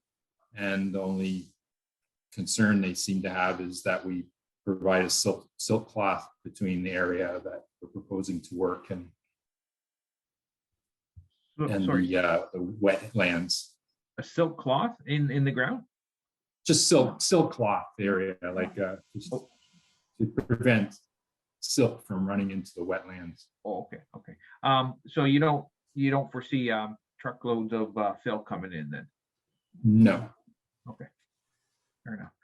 Okay, thank you, Joe. If there's no other questions for the applicant at this time, I will open this part of the meeting up to the public, and I'll ask Adam if there's anyone from the public that wishes to speak to this application. Hi, Mr. Chair. No, there are no members of the public registered to speak to this application. Okay, thank you. I'll ask a second time if there's anyone from the public that wishes to speak to this application. And I'll ask a third time if there's any member from the public that wishes to speak to this application. Seeing none, I'll close this part of the meeting off to the public, and I'll bring it back to committee and ask how they would like to proceed. Councillor House moves, second by Councillor Coleman. Is there any questions or discussion at this time? Okay, seeing none, I'll call the vote. All in favor? Opposed, if any? None? Okay, so that's passed. Joe, this will be going to our council meeting. I believe it's June 22nd of this month, kind of early. So that'll go for approval. And then following that, there'll be a 20-day appeal. And then I believe they can go ahead after that point. Well, from our point of view. So, okay. So thanks for coming. Thank you for coming out this evening. We'll move on to 8.2. And this is report 21-118, sorry. And this is the Vandenberg application for 304 East River Road. And I'll ask our planner, Amanda, who has started sharing her screen, to go ahead, please. Perfect, thank you. So through the chair, the applicant is proposing to rezone a portion of the subject lands with 2 site-specific provisions. The south lot is to be rezoned from rural residential to rural residential with site-specific provision 53. This site-specific provision will require an increased street setback of 49.4 meters and 75 meters to replicate the MDS arc from the neighboring livestock facility. And then also a 10-meter portion near the rear will also be rezoned to, from rural residential to natural heritage as well. And then the second site-specific provision on the north lot, rural residential 54, is to be applied and is to require a 30-meter setback from the wetland to the east. And then in regards to the official plan, the subject lands are designated as rural residential and natural heritage. And the rural residential designation does contemplate for limited residential development. And then in regards to zoning, the subject lands are zoned as rural residential and natural heritage. I do note the applicant was granted provisional approval by the Committee of Adjustment in February of this year for the creation of the 2 residential building lots, so the north and the south lot, subject to the implementing the site-specific provisions for natural heritage protection, so the 10 meters on the south lot and the 30-meter setback on the north lot, in addition to increased street setbacks for the purpose of MDS. I do know one public comment was received verbally. This person was opposed to the development of the lands, and they did not agree with the MDS calculation. And I am recommending approval of this application, and I can also answer any questions the committee members may have. Thank you. Okay, thank you, Amanda. And yeah, I appreciate you pointing out that that was verbal, because yeah, that was my question. So any questions for our planner at this time from the committee? Councillor Gatward. Thank you, Mr. Chairman, through you to our planner. The 2 lots appear in the proposal page with trees. And of course, the planning policy shows agriculture. And so none of this land is farmed, correct? Thank you through the chair. So I can confirm that the property is zoned rural residential, not agriculture. And then in terms of the trees on the property, our environmental planner has been on site and evaluated those trees and did not deem them to be significant. Usually in a case like this, the lots would be together and there's a significant gap between the 2 lots. And what is the reason for that? Is that the MDS? No, so thank you through the chair. The space between the north lot and the south lot is actually 40 meters of frontage for the remaining portion of the property. So it will act as the frontage for the rear half of the property. Oh, okay. Thank you very much. That explains. And you saved me from my question. Thank you very much, Councilor Goward. Any other questions for our planner at this time?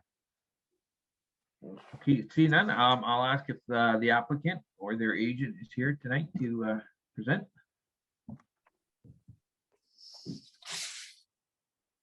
I'm just going to ask Amanda, do you happen to know if the applicant was intending to join tonight.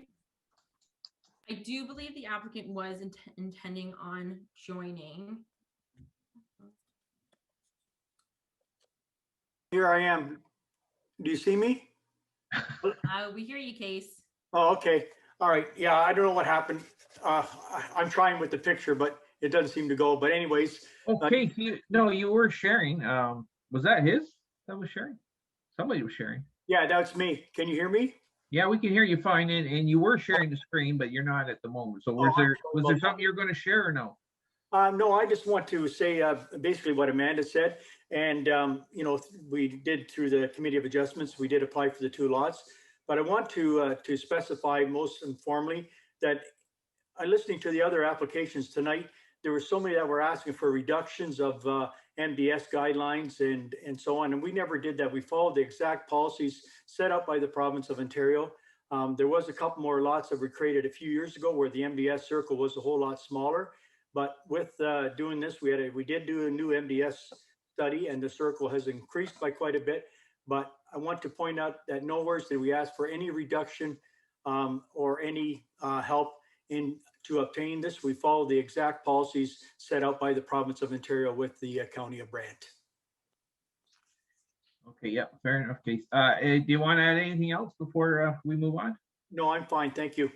Okay, appreciate it. Are there any questions for the for the applicant at this time from the committee?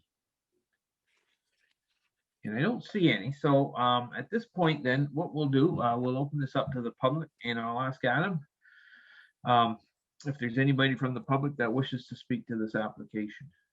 Hi, Mr. Chair. No, I don't have any members of the public registered to speak to this application. Okay, thank you, Adam. I will ask a second time if there's anybody from the public that wishes to speak to this application. And I'll ask a third and final time if there's anyone from the public that wishes to speak to this application. Seeing or hearing none, I will close this part of the meeting off to the public, and I'll bring it back to committee and ask how the committee wishes to deal with this. Councillor Gower. Thank you, Mr. Chairman. I will move the staff recommendation for approval. Okay, thank you. Second by Mayor Bailey. Any questions or discussions? Okay, I will say, just my own comment. I'll reiterate what Kay said. He did what he had to do. He got it out of the MDS, and I think they should be commended for that. So anyways, having said that, all in favor of the recommendation? Opposed? Okay, just, okay, passes. Thank you. Again, Case, this will go to council at the end of this, well, June 22nd. And then if approved, again, there's that 20-day appeal period. So just so you're aware. All right, thank you very much. Thank you for coming out.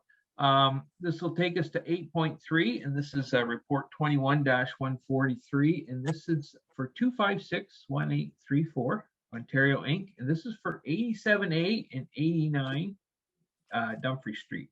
And this is Dan, who's already sharing his screen. So go ahead, Dan.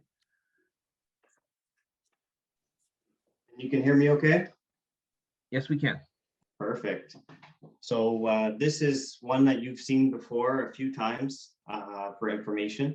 This is being presented for a recommendation this evening. So this is applications MBA 1019 DN. So zoning bylaw amendment application for the subject lands identified as 87 and 89 Dumfries Street. And as you've identified, the applicant there and the agent is JH Cahoon Engineering. So as I mentioned, this was previously presented for information purposes back in April 2019 and again in April 2021. So the property, as you can see on the right-hand side there, is located south of Queen Street and west of Washington Street along the west side of Dumfries Street in Paris. And I've identified the subject lands in red there. You can see that the total frontage is approximately 35 meters, a depth of 39 meters, and a total area of 1,408 square meters.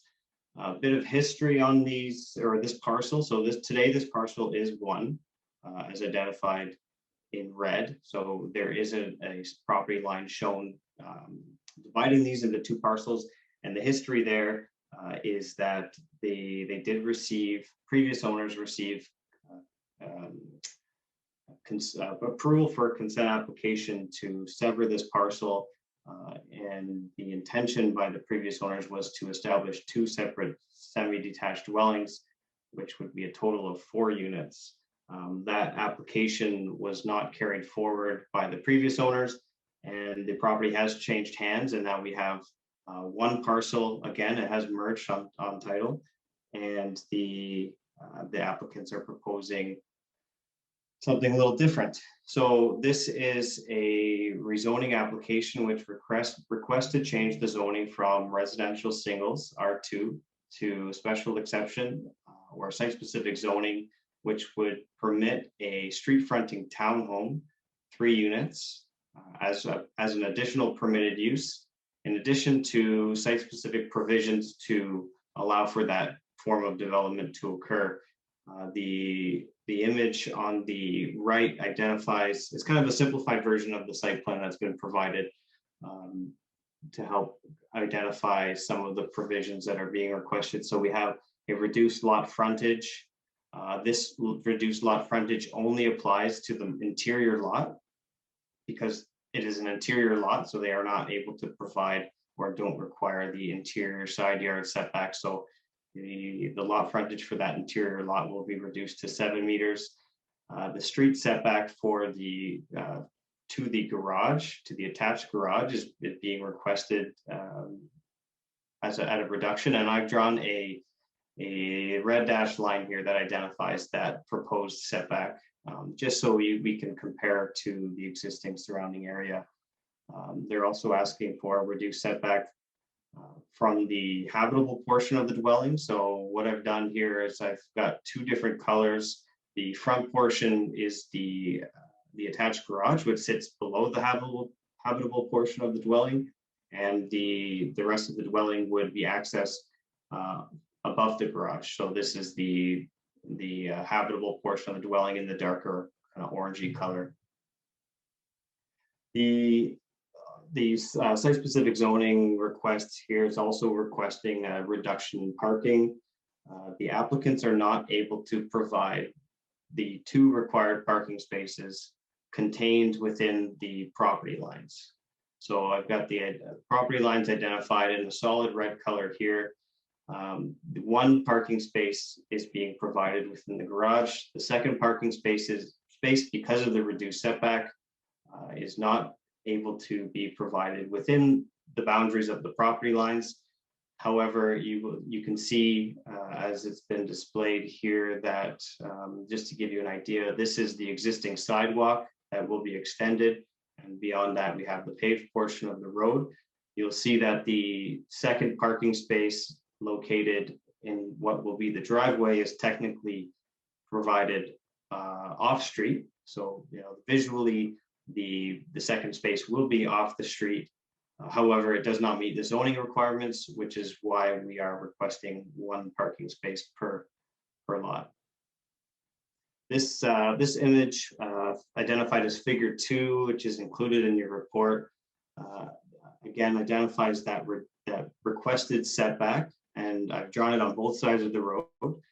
This is approximate, but it does give you a very good idea of the existing built form along both sides of Dumfries Street, and how a number of existing homes are within or close to the proposed reduced setback for this building.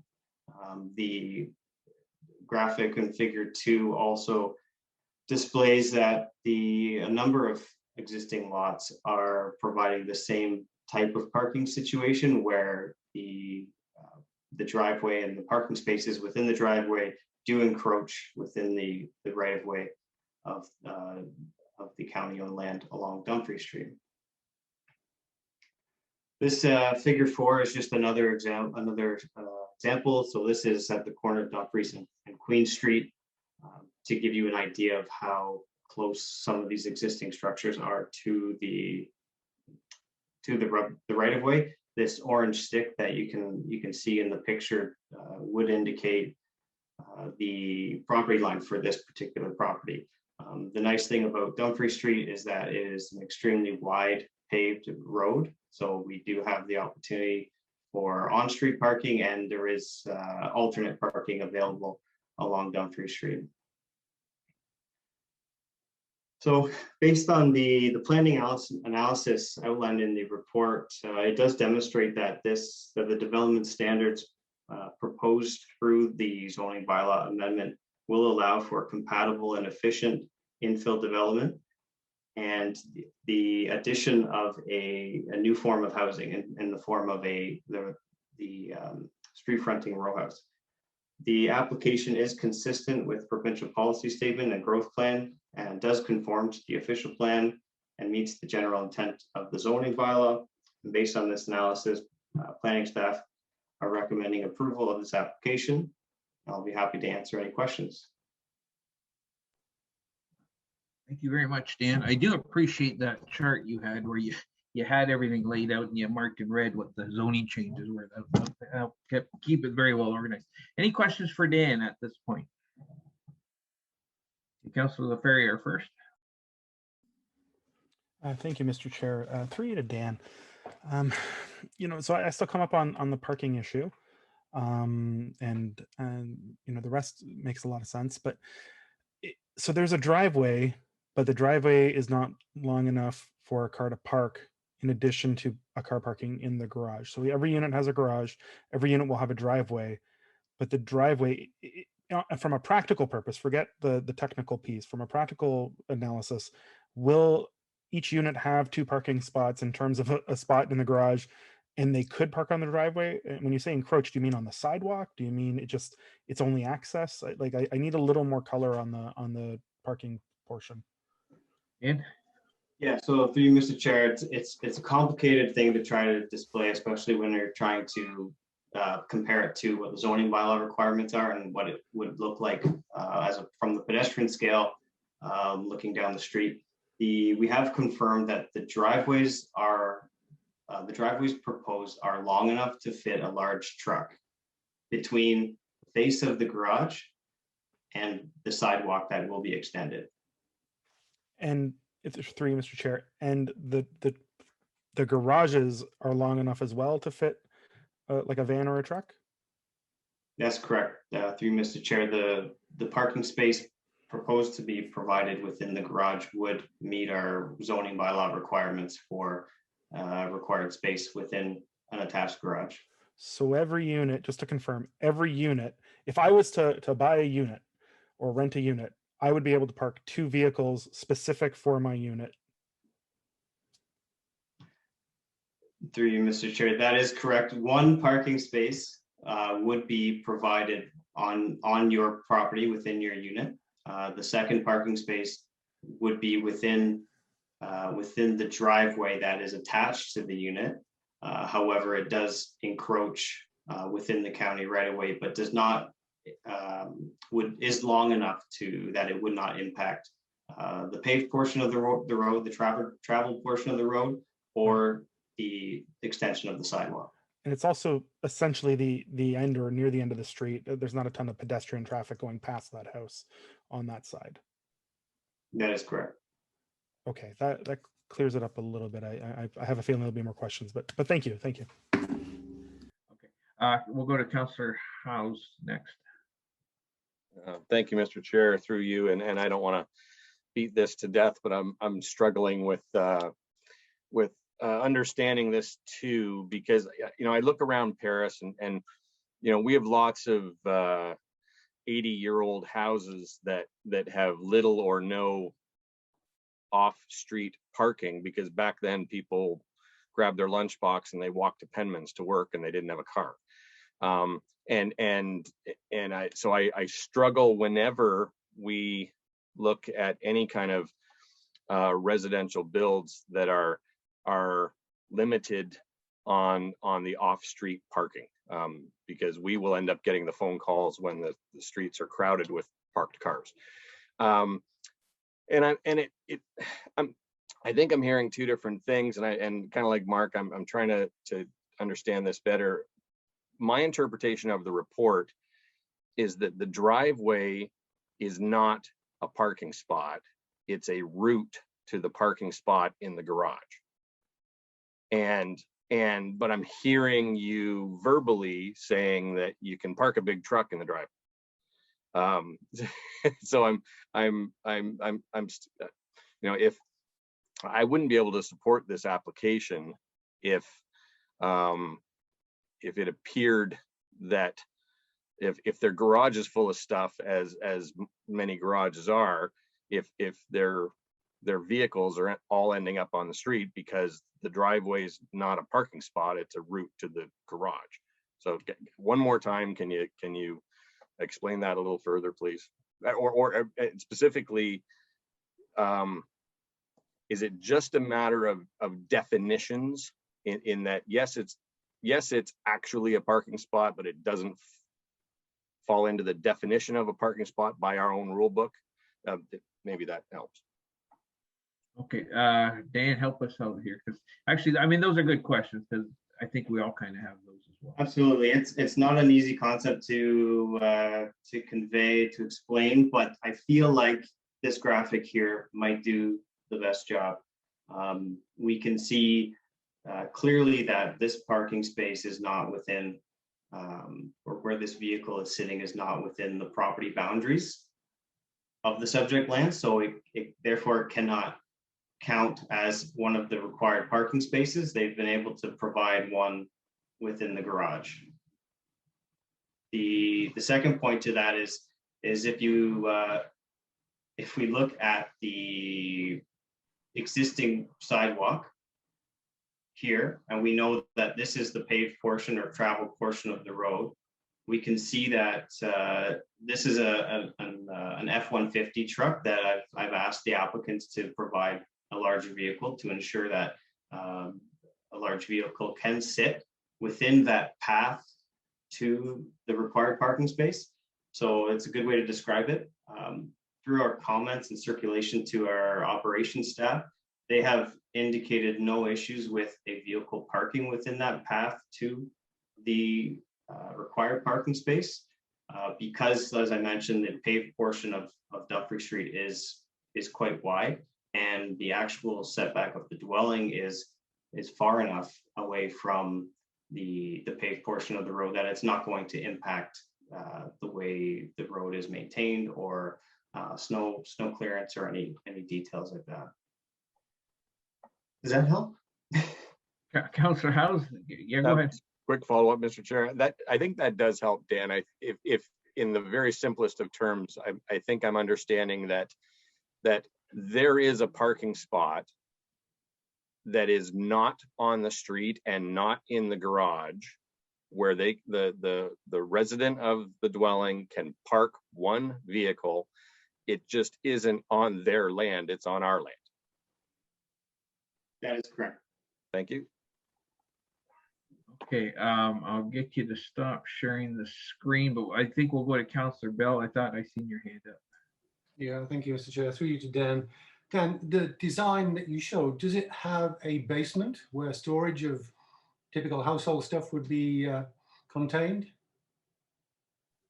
I'll have to let the applicants provide the details to how the floor plans work, but the basement level or the ground level would, where the parking spaces or the attached garages would serve as the storage, and then the habitable portion would be above. So I don't believe that there is a basement to be dug below the garage, but I'll have the applicants confirm. So like many Canadian homes, if there isn't storage underneath the house, storage goes in the garage, and the garage doesn't become a car parking facility. So with that in mind, my other concern is that this house, or these three houses, are immediately opposite the junction with Queen Street. And neighbours would indicate that that's actually quite a significant thoroughfare. So are you suggesting that if the applicants wanted to park elsewhere, they'd have to park down the road? They could not park outside of their own properties on the road? Through you, Mr. Chair, at the moment, there is, so as I mentioned, there's alternate parking on either side of Dumfries Street. depending on the time of the month. Across the frontage of this particular property, there is no parking permitted currently. So with this proposal, or with the development of this property, technically they're not removing any currently available on-street parking spaces. I don't believe the concept would allow for, so that no parking situation may be modified as a result of this development. It doesn't look like the frontage or the space between the units would allow for a parking space to be obtained out front of the unit on street. So it would be, there is lots of on-street parking available. So if any visitors or residents needed to utilize those spaces, they would have to utilize the on-street parking that is available in the area. So just to correct my understanding, Dan, I understood that you are not allowed under our current bylaws to park within 9 meters of a junction, which would probably wipe out the total frontage of the triplex. Is that correct? That is correct. So you're talking the intersection of Dumfries and Catherine Street? Is it Catherine or Queen? I can't remember which one it is. This one is Catherine. That is Yeah, it's Catherine. Yeah, thank you. Yeah. Yes, and just to add, there is also at the very dead end of the street, there is a driveway to a private residence that would most likely prohibit the ability to add any additional on-street parking in that towards that dead end as well. Thank you, Dan. Okay, Councillor Pierce. Thank you, Mr. Chair, through you. And sorry to circle back on this, Dan, but I just, in the report, one of the points there, it says to permit a minimum street setback to the attached garage of 1.6 meters, which is 5 feet, whereas a minimum of 6 meters, 20 feet is required.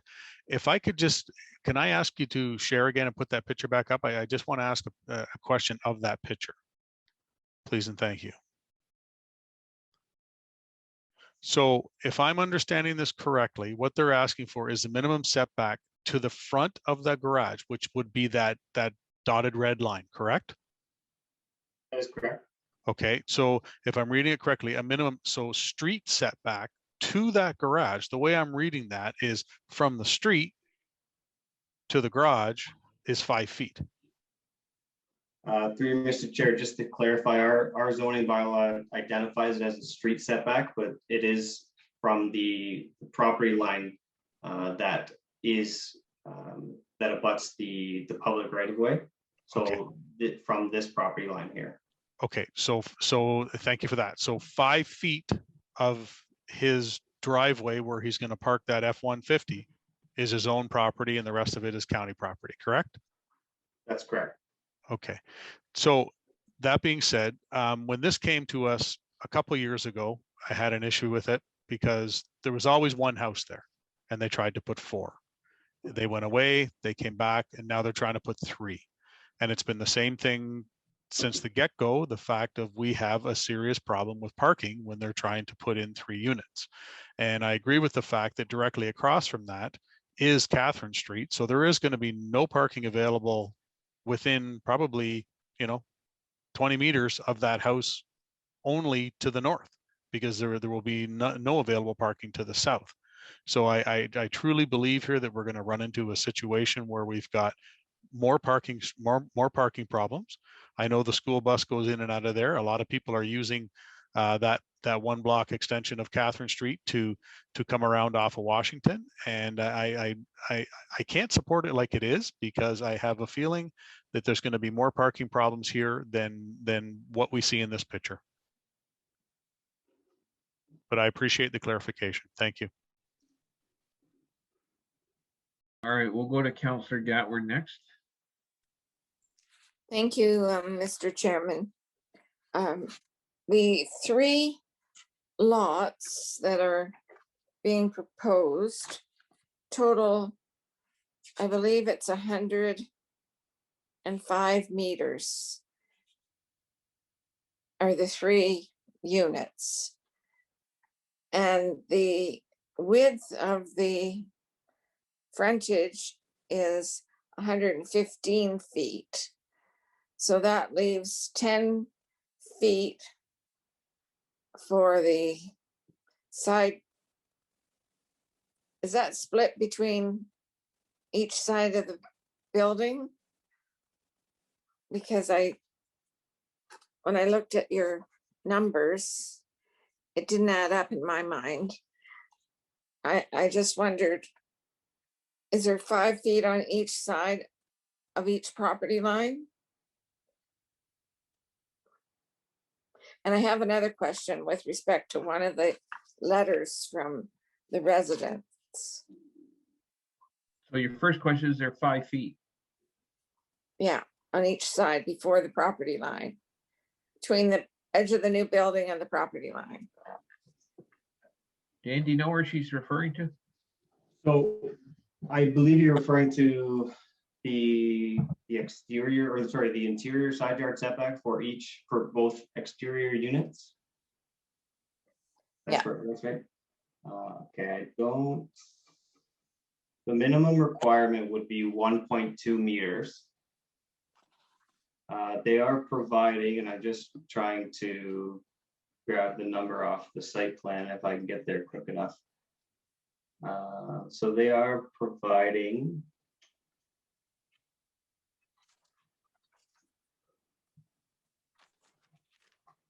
my apologies. I don't see it identified on the site plan. It has a lot of grading information. I can't see it, but perhaps Mr. Phillips can pull that up while he waits to speak. But they are providing what looks to be greater than the minimum requirement for the interior side yard that abuts the existing dwelling. That would be to the north. And then on the exterior side yard setback for unit 3, they are providing quite a large setback that appears to be at least 8 meters from that abutting property line. And keeping in mind that a lot of these increased setbacks are to accommodate the proposed retaining walls to deal with the challenging slope on the property. Okay, well, if you add up the existing frontages for unit 1, 2, and 3, you come up with 35.5 meters. And okay, and the lot is 115 feet. So doesn't that take up 115 feet? If the lot is 115 feet, or is that supposed to be meters? No, it's not 300 feet, the lot. 35 feet. You're right, Counselor. Yeah, it's the lot statistics show the lot frontage is 10.19 for unit 1, 7.19 for unit 2, and 18.2 for unit 3. And you did say the frontage for lot 3 is much greater. So that's why there's such a large gap between unit 3 and the property line.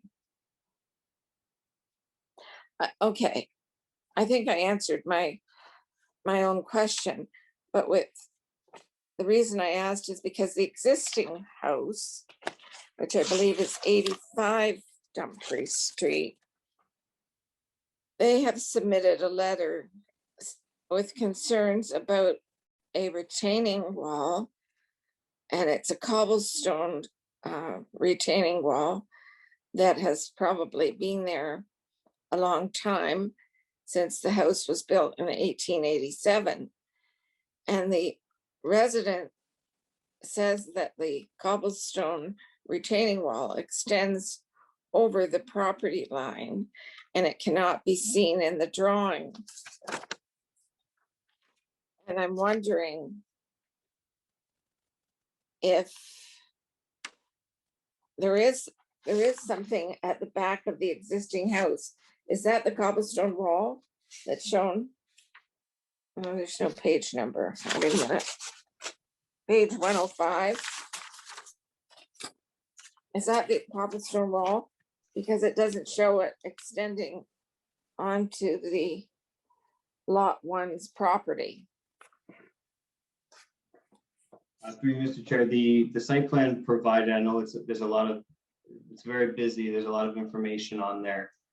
It does identify the location of existing foundation or retaining wall that are on the property. And again, perhaps Mr. Phillips can make a note to address that specific question. Yeah, because I have concern about if there's an encroachment from 85 onto 87 with this retaining wall, wouldn't that have to be dealt with? They can't just rip down somebody's retaining wall when they build these units, correct?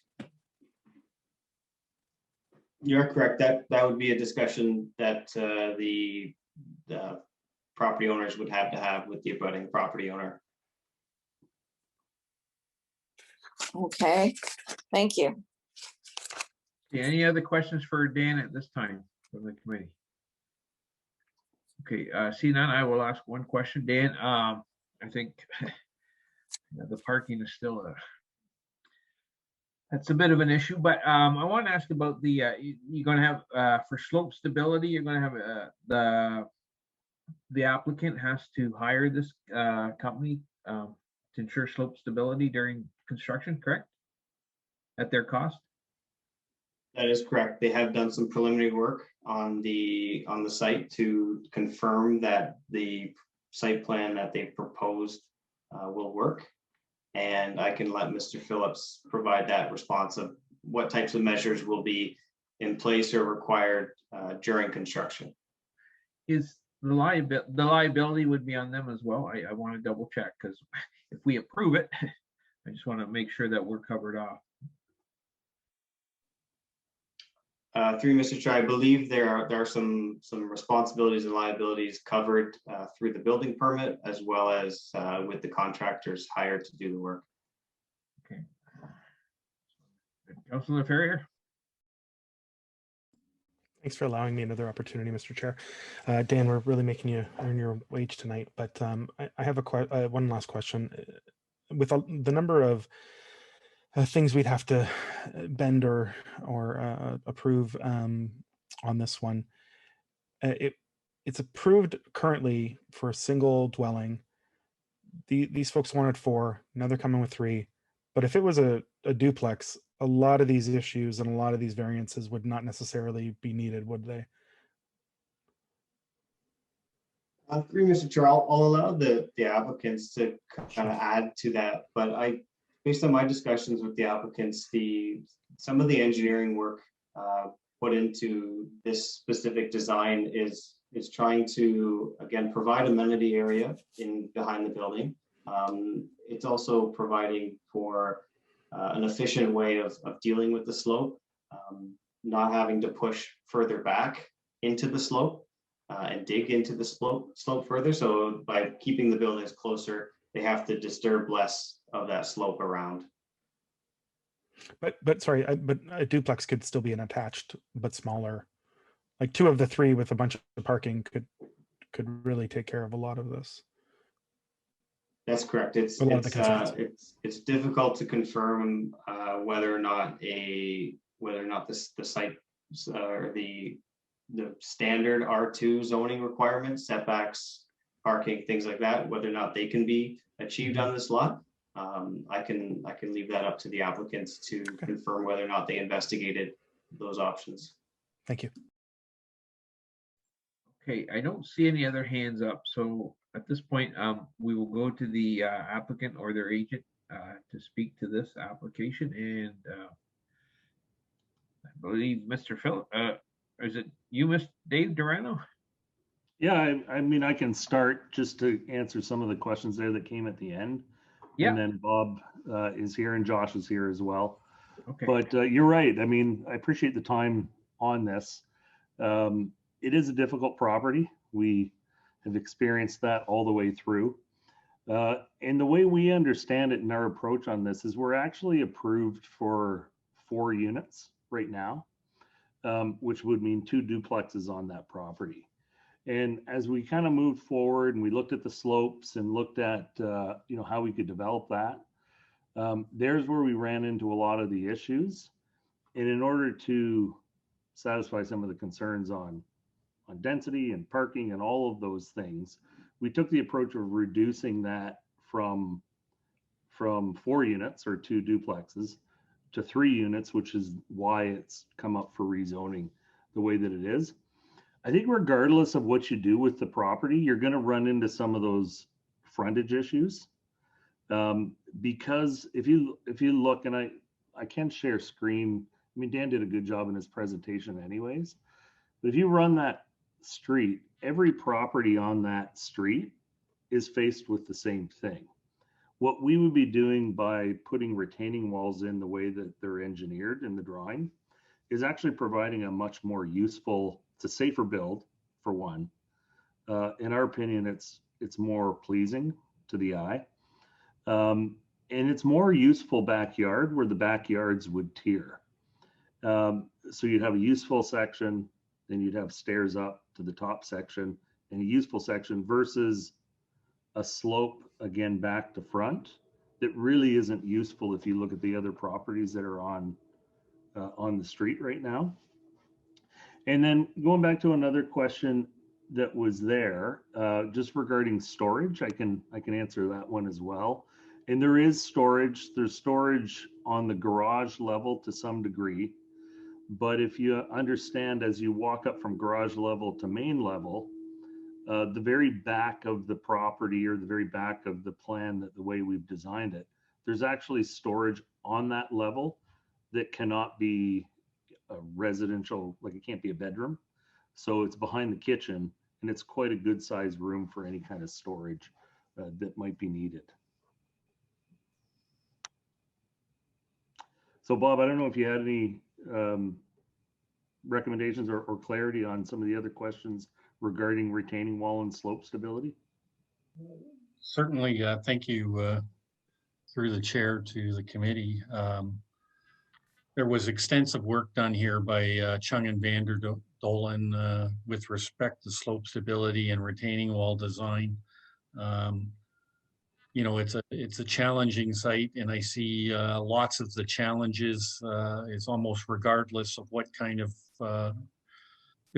building you would have on this property, whether it was 1, 2, 3. We certainly understand why 4 would not work.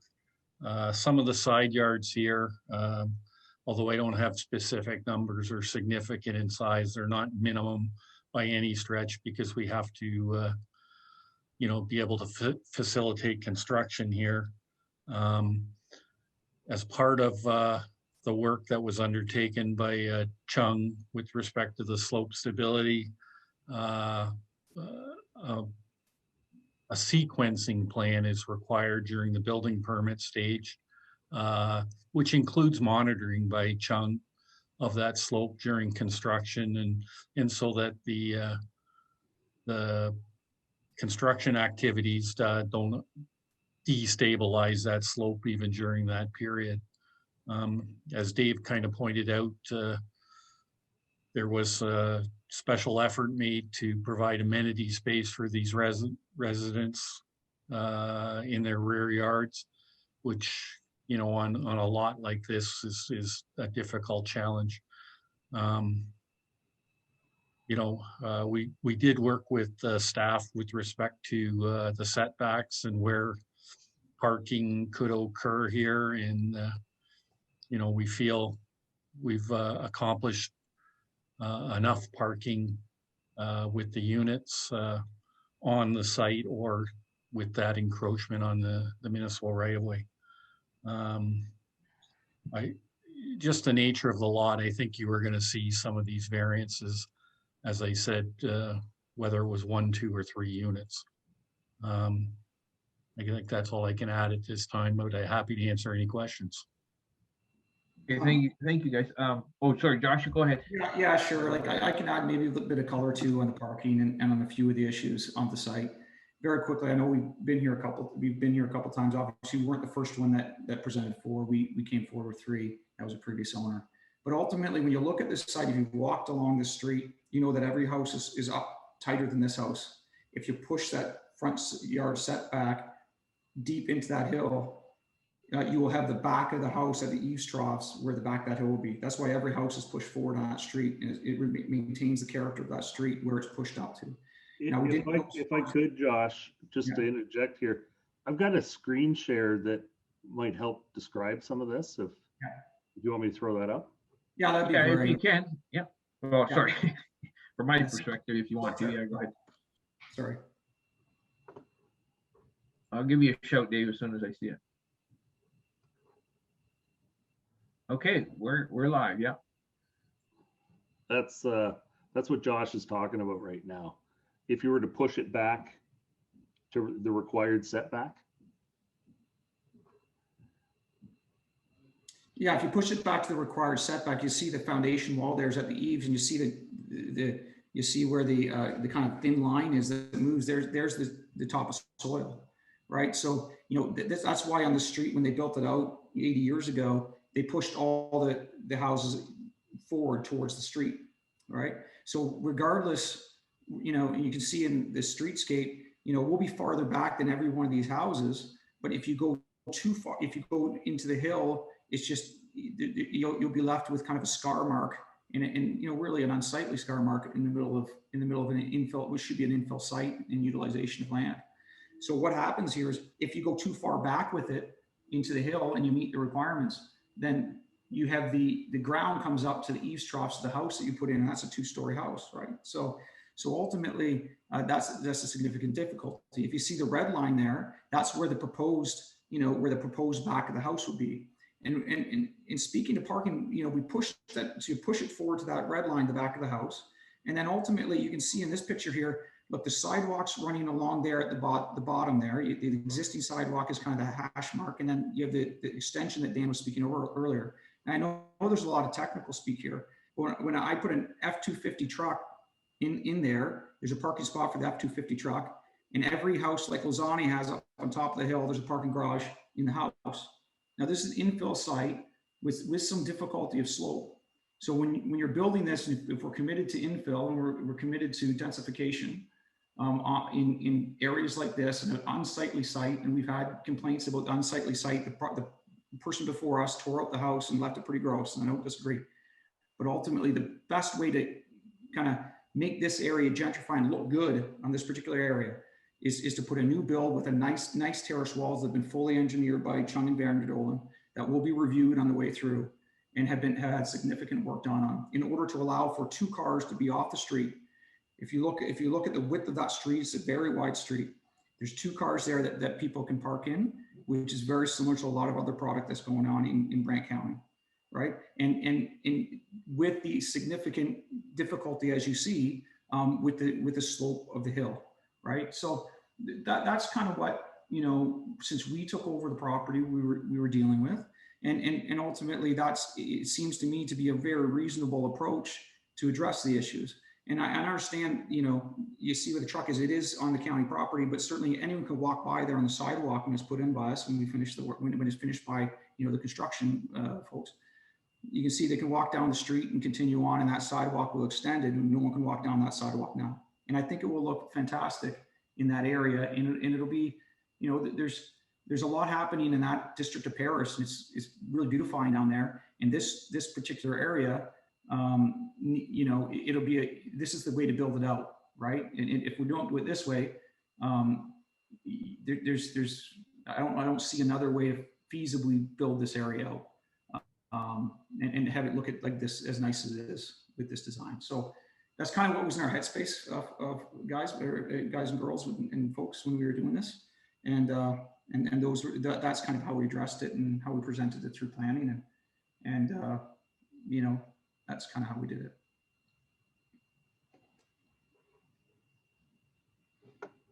Okay, Dave, I got to get you to stop sharing your screen then so I can see all the participants. We'll give that a whirl here. 1 second. Okay. Do you guys, whether Bob Phillips or Dave or Josh, do you guys got anything else you want to add before we open it up to questions? Okay. I think you answered the questions that came up there. Councilor Bell, you asked about basements, not basements per se, but you did talk about storage areas behind the garage or behind the kitchen. 2 versus 3, Councilor Ferrier, I'm not sure if I thought they kind of addressed that. Councilor Gatward, go ahead. I'll open this up to the committee for any questions of the applicant at this time. So Thank go you. ahead. Thank you, Josh and Dave, for showing that drawing of the elevation at the side of the building, because you mentioned the dirt would be about level with the eaves trough of the second floor. There was a letter submitted on page 139, and the resident lives on the street behind you, and he was wondering how that steep hill was going to be handled. So when you build this into the hill, will there be any space between the rear of the building and the hill? Yeah, the picture that you saw was actually, if we didn't get the building brought forward, that's how it would look. So yes, there's a full section of backyard. I don't know how deep it is. It might be 30 feet of flat ground coming out of the top level of the top floor of the building. And then it tiers up to the second level with another retaining wall for another pretty good size area at the back. Actually, so, it'd be a great backyard once when again. you're looking at the grading, I think that the grading on the back, right, retains enough to be able to mow your lawn, right? And I think the standard on that, Bob, maybe you give that grading, the grading plan has it so that you can mow your lawn, which is I think a 2-to-1. I forget the exact slope, Bob. You'll be able to say that. I just don't have it in front of me. But essentially, by tiering it, those backyards behind the properties of the folks up on top of the hill, currently they have their backyards coming. And then it's not going to be like a drop off with a retaining wall or something. Essentially, they continue on for another like 40, 50 feet into our property. And then you got your first retaining wall, which is kind of a couple stones. And then you got a terrace garden, and then down one more level, and then into the backyard of the building. So that's kind of how it is.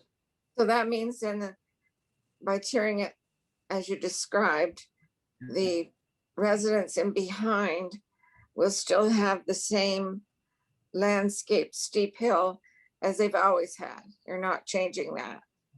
Yeah, exactly. So it's kind of digging a little bit into the side like this, but then getting back to what it normally was. Absolutely. And so then when you look at it, their views won't be inhibited by this just because they're so high up on that hill. And so, well, this resident concerned about safety.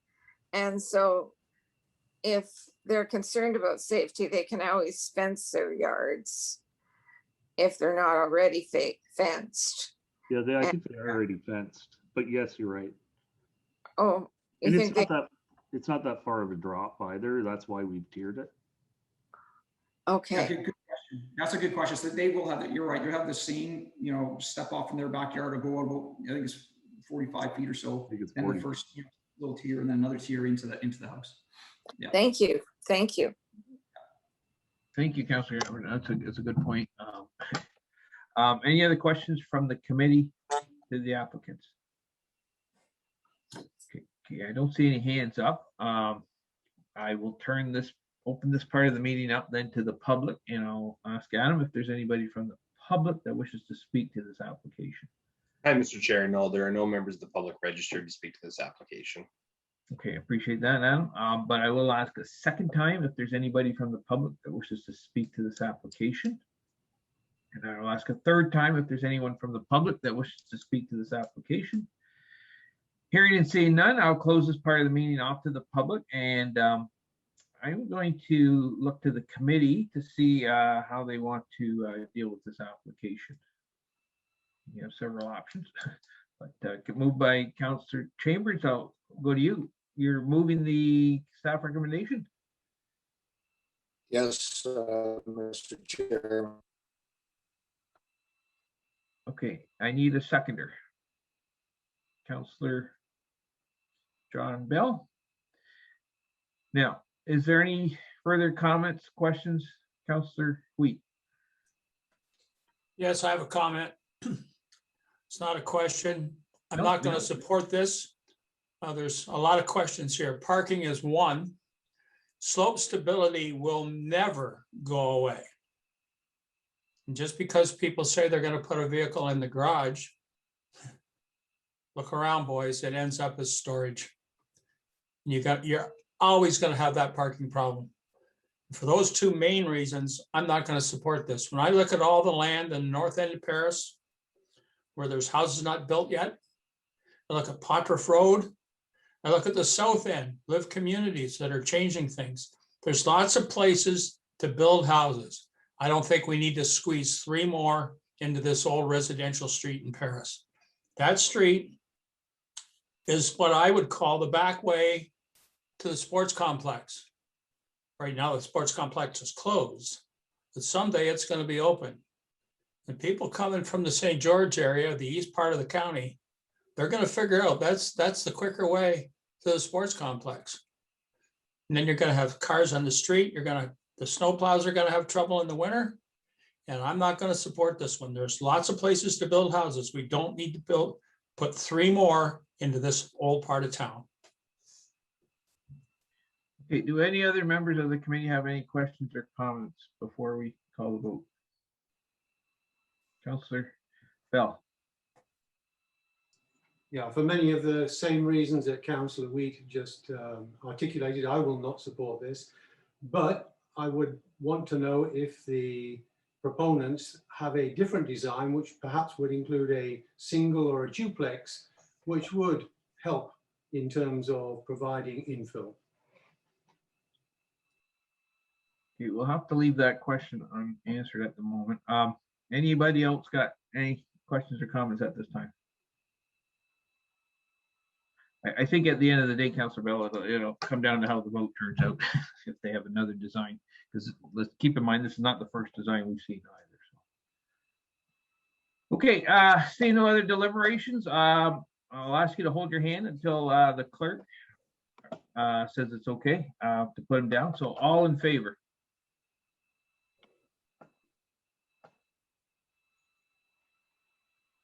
Adam, let me know when you've got a count. Yep. Okay. And I think Councillor Coleman is not present, so. He is, okay. yes, he has left the meeting. Okay, all opposed. Keep your hands up, please, until Adam says otherwise. 6. Okay, motion is lost 4-6. Okay, so to Josh and Dave, this will be going to our council meeting, June 22nd for confirmation of the vote. So if it holds, then yeah, you'll have some options, I guess, at that point. So thank you for presenting tonight. We will move on to the next application, and that will be 8.4, and this is report 21-145 regarding Kingwood Paris Meadows Limited, 274 Pottruff Road, and this is Ryan. So Ryan, when you can, if you want to share your screen. Thank you, Mr. Chair. One moment, please, if you don't mind here. I'm just getting set up. Okay.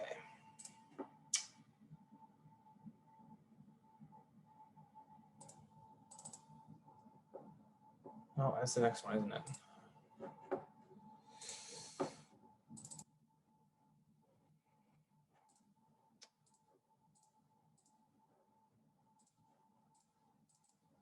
Okay, there we have it there, I believe. Okay, thank you, Mr. Chair. This is application ZBA 1421 RC, GSP Group on behalf of Kingwood Homes. The subject lands are located on the south side of Powerline Road and west of Pottruff Road, north of the Highway 403 in Paris. Subject lands are approximately 44.75 hectares in size and are currently vacant, with pre-servicing and grading activity underway for the Kingwood Paris Meadows subdivision. Subject lands are situated within the urban primary settlement area of Paris and are designated urban residential and natural heritage in the official plan. the applicant is proposing to amend the existing special exception residential multiple low density RM1-37 zone to permit a minimum lot area of 165 square meters, whereas 185 square meters is currently required. Through circulation of notices, several members of the public have provided comments indicating their concern with the perception of additional unit density being sought through this zoning bylaw amendment application. This was discussed at the previous information meeting, but I thought I'd cover it once again. The applicant requires this zoning bylaw amendment due to the depth of the blocks, which were previously established through the original draft plan of subdivision in 2019. In providing the minimum lot frontage of 6 meters within the RM137 zone, it would not be possible to meet the minimum lot area within the current depths of the townhouse blocks configured within the plan of subdivision. Staff note that this appears to be related to that this provision related to minimum lot area was overlooked through the original zoning bylaw amendment corresponding with that draft plan of subdivision. In reviewing the original staff report, the proposal had contemplated a total of 400 units with approximately 66 townhouse units. The applicant has confirmed the proposed lot fabric remains consistent with the original draft plan of subdivision and that the total unit count will not exceed 400 units. Staff is recommending that this application be approved. I'm happy to answer any questions at this time. And thank you. That concludes my presentation. Thank you, Ryan. Are there any questions for Ryan at this time? We'll start with Councillor House. Thank you, Mr. Chair. Real quick, so I seem to remember this when it first came through, but just to clarify again, so it's not more units, and it's not it's not a matter of the buildings being closer to the road and small, any of that stuff. It's that the actual lot size, particularly, I guess, the rear part of the dwellings is smaller than what we normally require. Is that correct? That's correct. Thank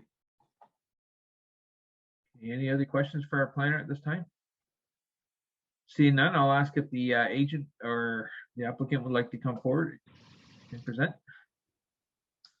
And it's Eric. Hi there. So, Eric, are you sharing your screen or are you just taking the question? No, I'm actually, I don't have a presentation. I just reviewed the staff report and I've heard Ryan's presentation and we're in support of everything. And I'm just here to answer any questions that that council may have. Okay. Are there any questions for Eric at this time? Okay, seeing none. Just my question.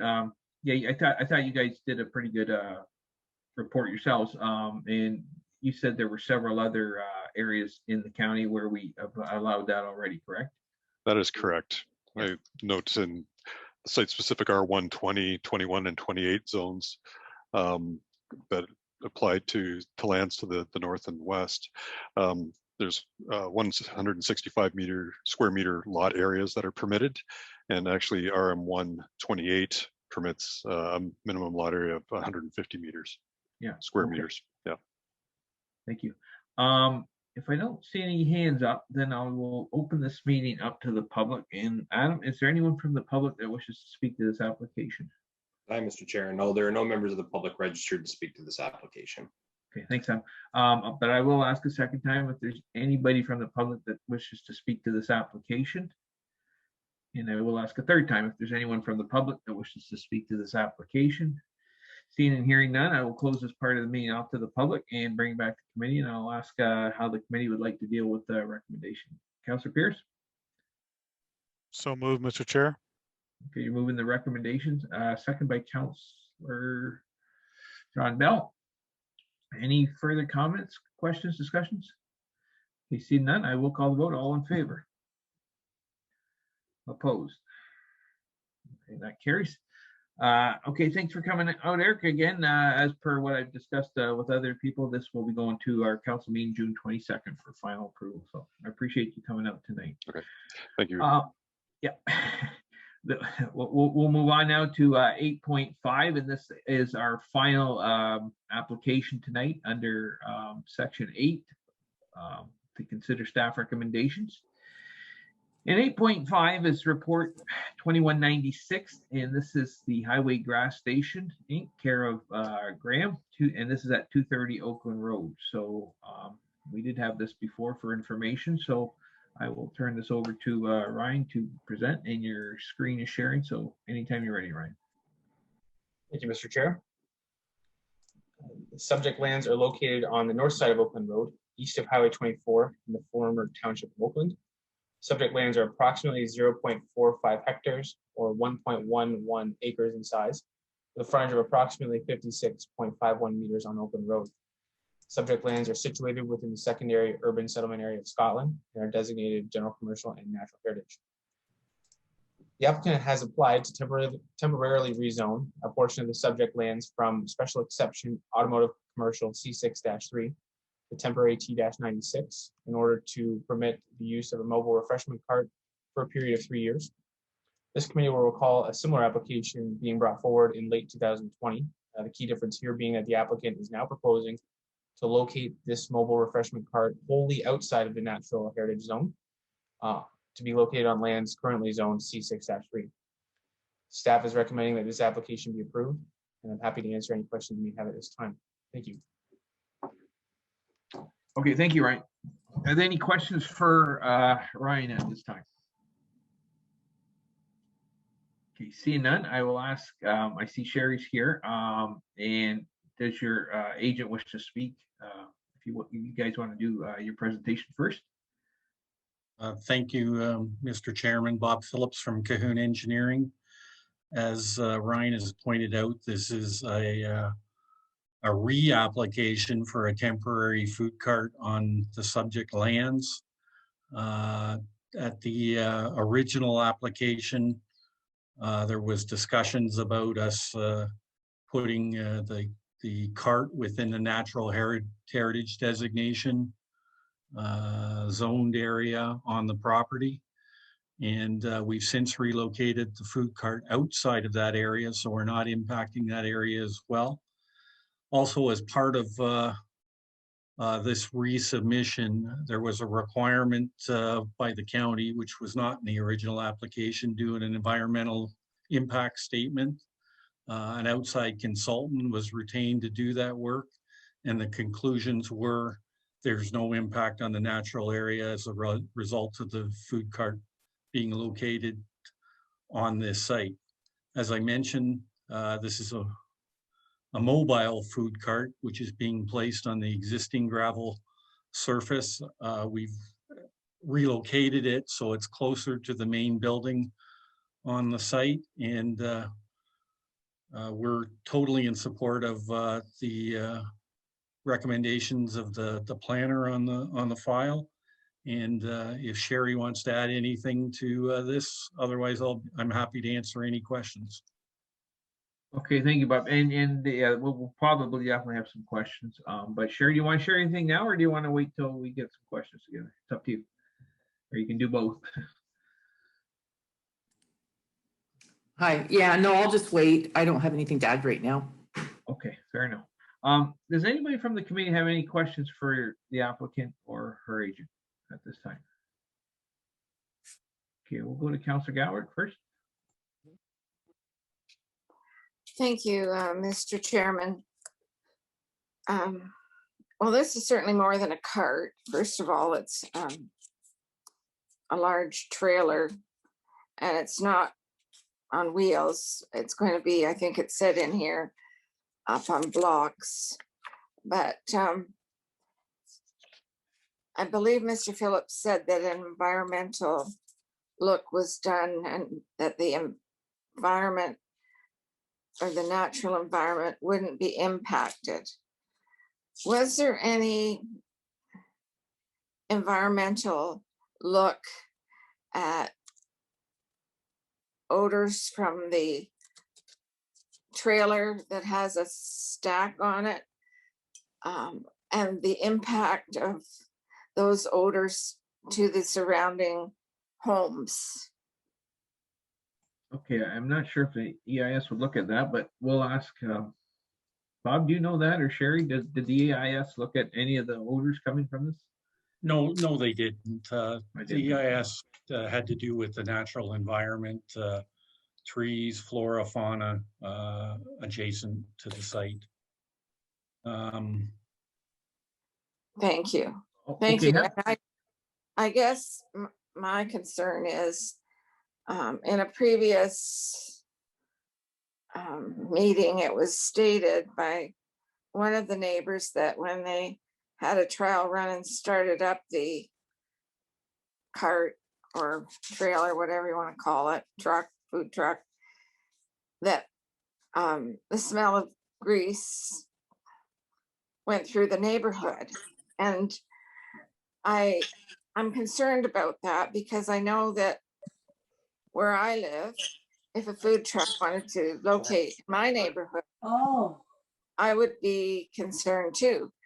I think anybody that I'm looking at on the screen would be concerned about having these odors in your neighborhood all summer and fall. So that's why I asked that question. And it's not like, I mean, they've opened the convenience store, which is probably handy for the customers in the area. And that, you know, won't make any odors, but this trailer or truck, food truck will. So I don't know how we. Yeah, Joan, just to be clear, so your question is how do they deal with the odors? Is that correct?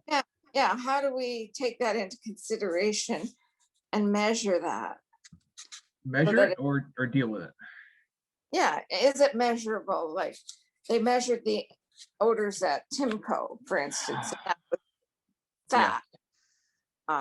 Yeah, I'm not sure if we're measuring odors, but what we'll go to Sherry. Sherry, can you talk about maybe how the food cart would deal with odors?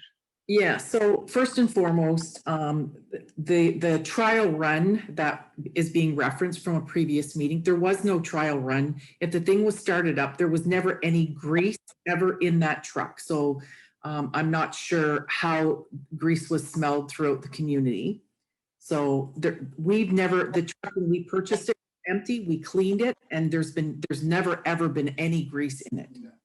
So as far as the odors, there's a very elaborate filtration system, exhaust fans in there. My understanding, and I have a friend that is currently running a food truck, and he tells me that there is virtually no odor, you know, so I think that maybe people are just being a little bit, you know, pessimistic about what it's going to bring.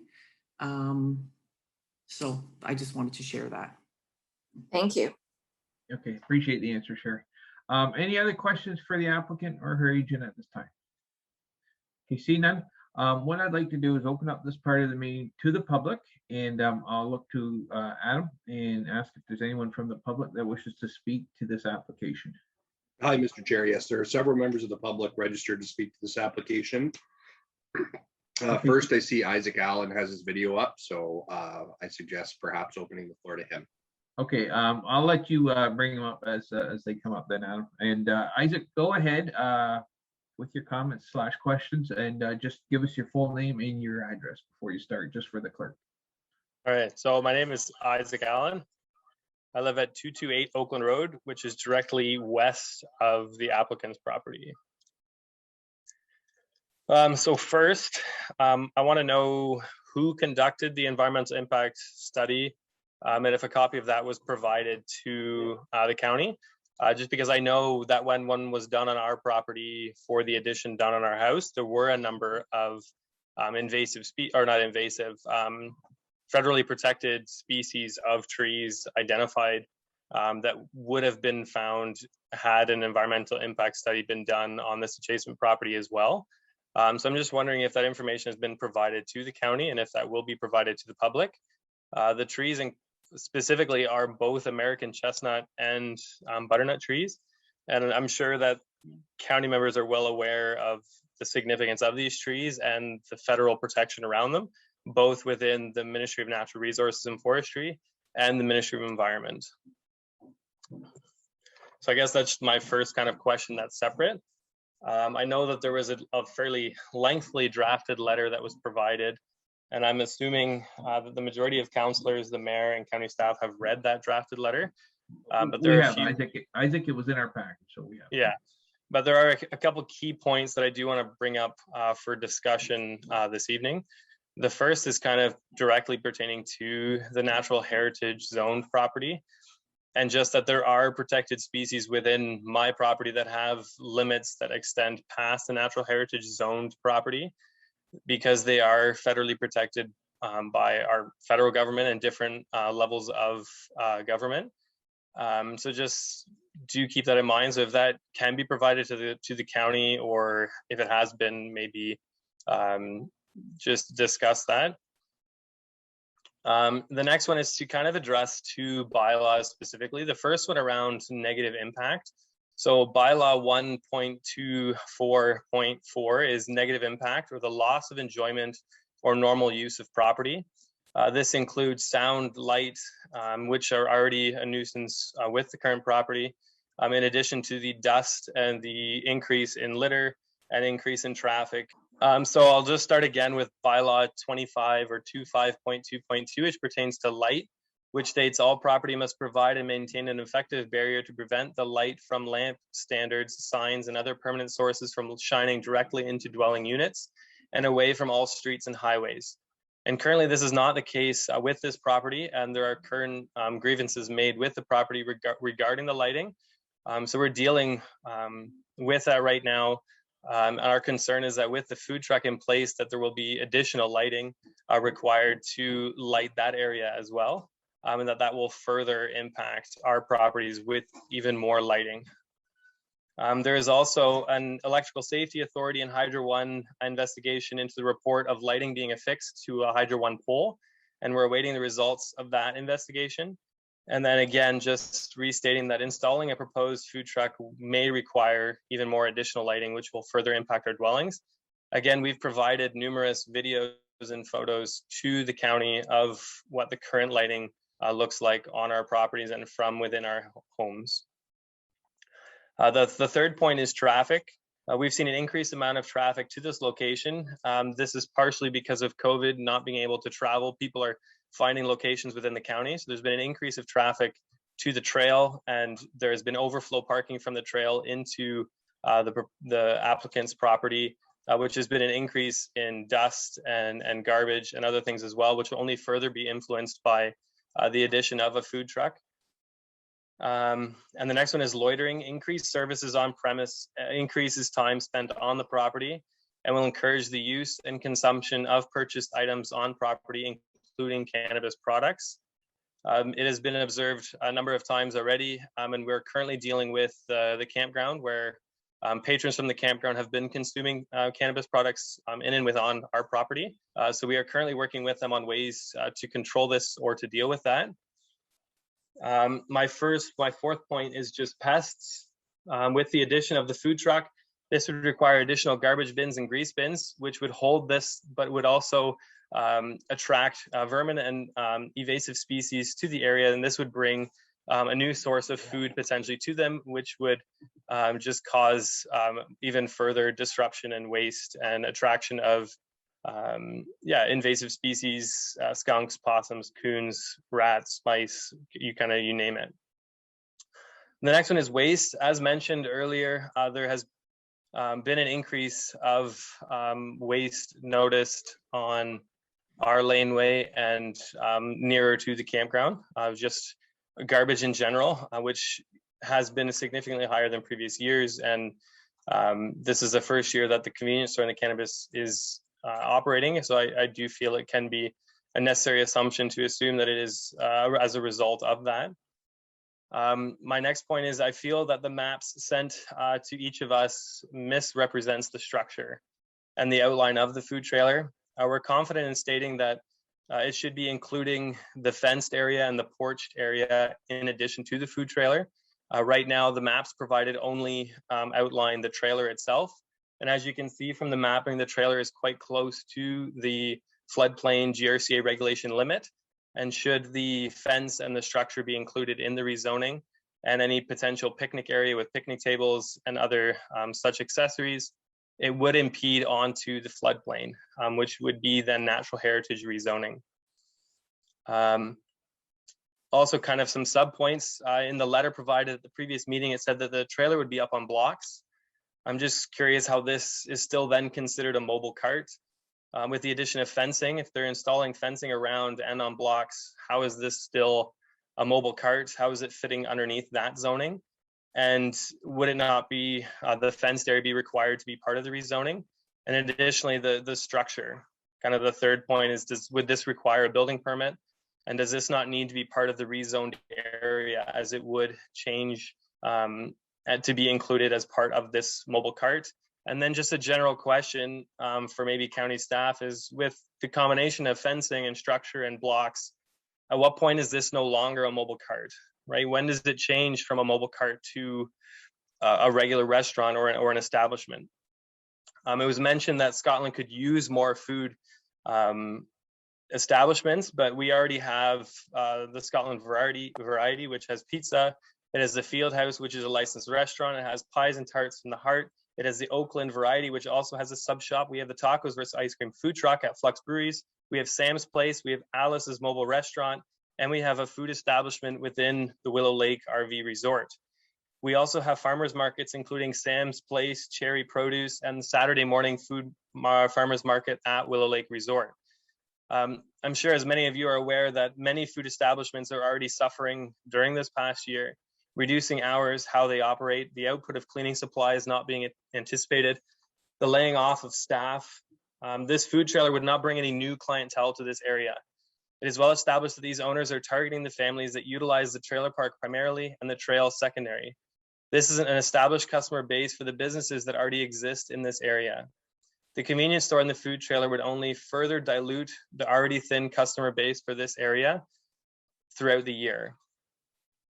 Another point on property taxes. So it was attempted at the last meeting for Councillor Gatwood to kind of explain the current zoning of that property and how it fits into the current county zoning.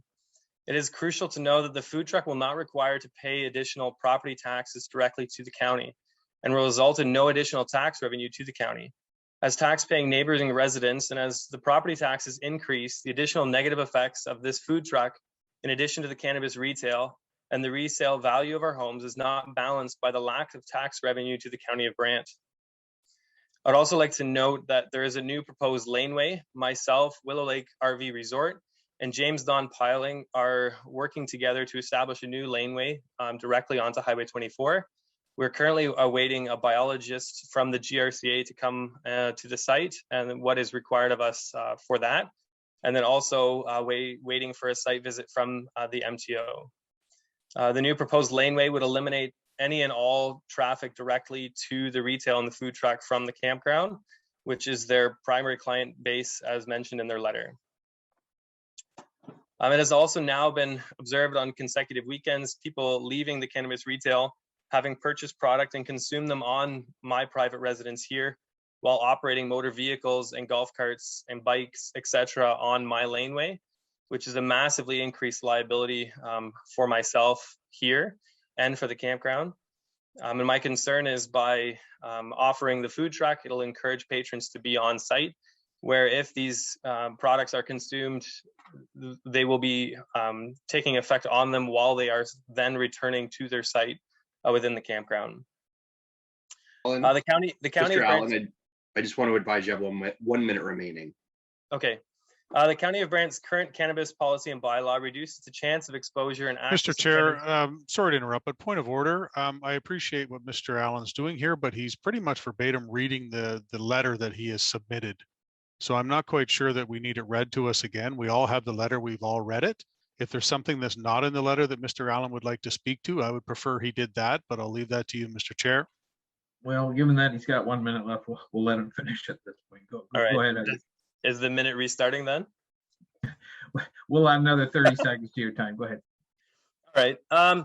So I just wanted to say a few things that weren't mentioned in the letter, then I'll kind of close with this. Does the county staff and council not find it notable that all adjoining property owners have been vocal and outspoken regarding activities on premise and the onset, and have numerous times spoken out regarding multiple issues pertaining to the renovations, permits, business, and overall goings on in respect to the applicants, and by means of which they have operated and engaged their neighbors within the permanent community surrounding? It was noted that within the initial letter and report to council, the applicants have stated that their goal was to be transparently mutually respectful. Unfortunately, our experience has been anything but, and has further solidified our concerns and our worries regarding what is happening adjacent to our property. For a few examples, no effort was made to notify of cannabis retail, no permits or locates obtained to complete work, lighting issues not corrected or altered until county involved, and still some other ongoing issues, including canvassing patrons about the food truck, but not local residents or neighboring properties, and no initial notice of food truck until dropped on site initially, and again prior to this new proposal or alternate site. We feel as should the county that this become an attractive nuisance to the neighborhood, and to allow the entity to offer multiple services would only increase the attractiveness of such nuisances.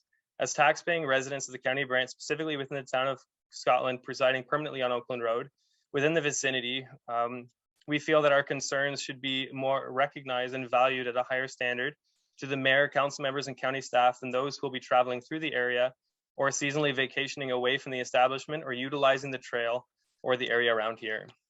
And I'll close with that. Okay, thank you, Isaac. Thank you. You raised a few questions. I think I wrote them all down. Anyway, so we'll try and answer those before the evening's out, okay? But we will go on to anybody else from the public here this evening. So Adam, I'll leave it up to you if there's someone else you want to bring on. Hi, Mr. Chair. I see Michael Johnston. Do you wish to speak to this application?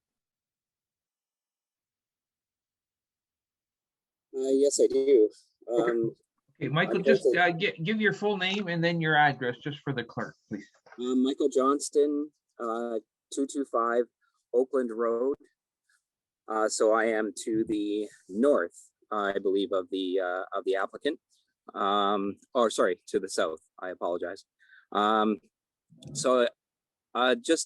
I'm not going to belabor the points that Isaac has already made. All I'm looking to do is to state that at this point in time, knowing that the trailer park and the county's trail here, which is absolutely beautiful this evening, that's the families out here. Those are the families that use this stuff, and if that's who their target market is a family, we can't support it, and that's basically where we're coming from. So with that, I'll give it back to you, Mr. Chair. Thank you very much for hearing us this evening. Okay, thank you, Michael. Yeah, okay, I appreciate you not bringing up the same points Isaac did, but like I say, those questions, I think you've got pretty much a lot of the same ones. So hopefully when we answer Isaac's, we're answering yours as well. Adam, is there another member of the public that wishes to speak to this application?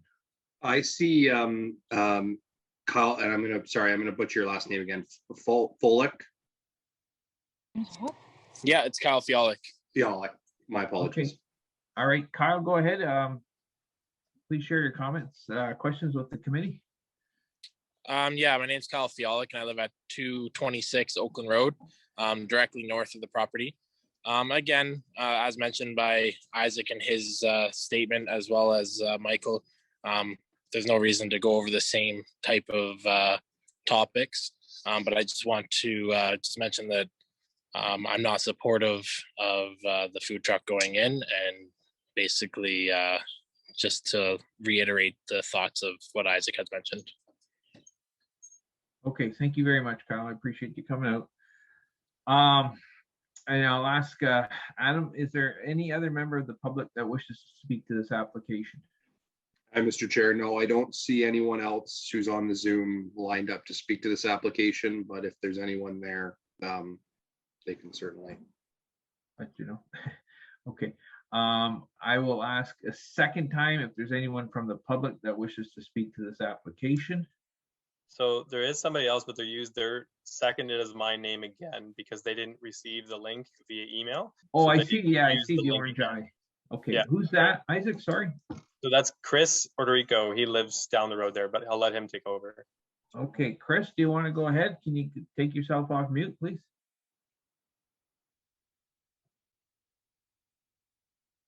To the 3 years, 6 months.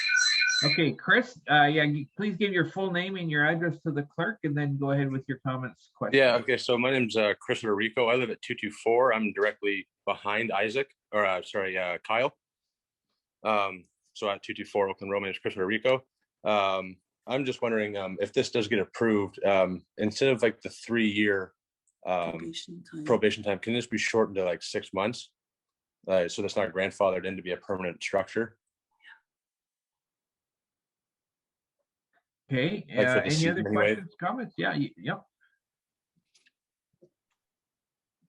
And that's all I really have to Well, ask. no, we're also kind of just wanting to voice our opinion that we're not for this food truck, as of all the mentions previously stated. We came to the country to live a nice, quiet life, and we already have an issue with the rail trail traffic coming down our property all the time. People are curious, they always wander on, there's garbage, there's pollution, and again, we just don't want to add another thing that we don't have a say on. We're the ones who live here, we're the ones who come home after work here. We want to relax without having people wandering on our property, asking people to leave, pick up your garbage. We don't want to come home and open up the windows and smell the food truck.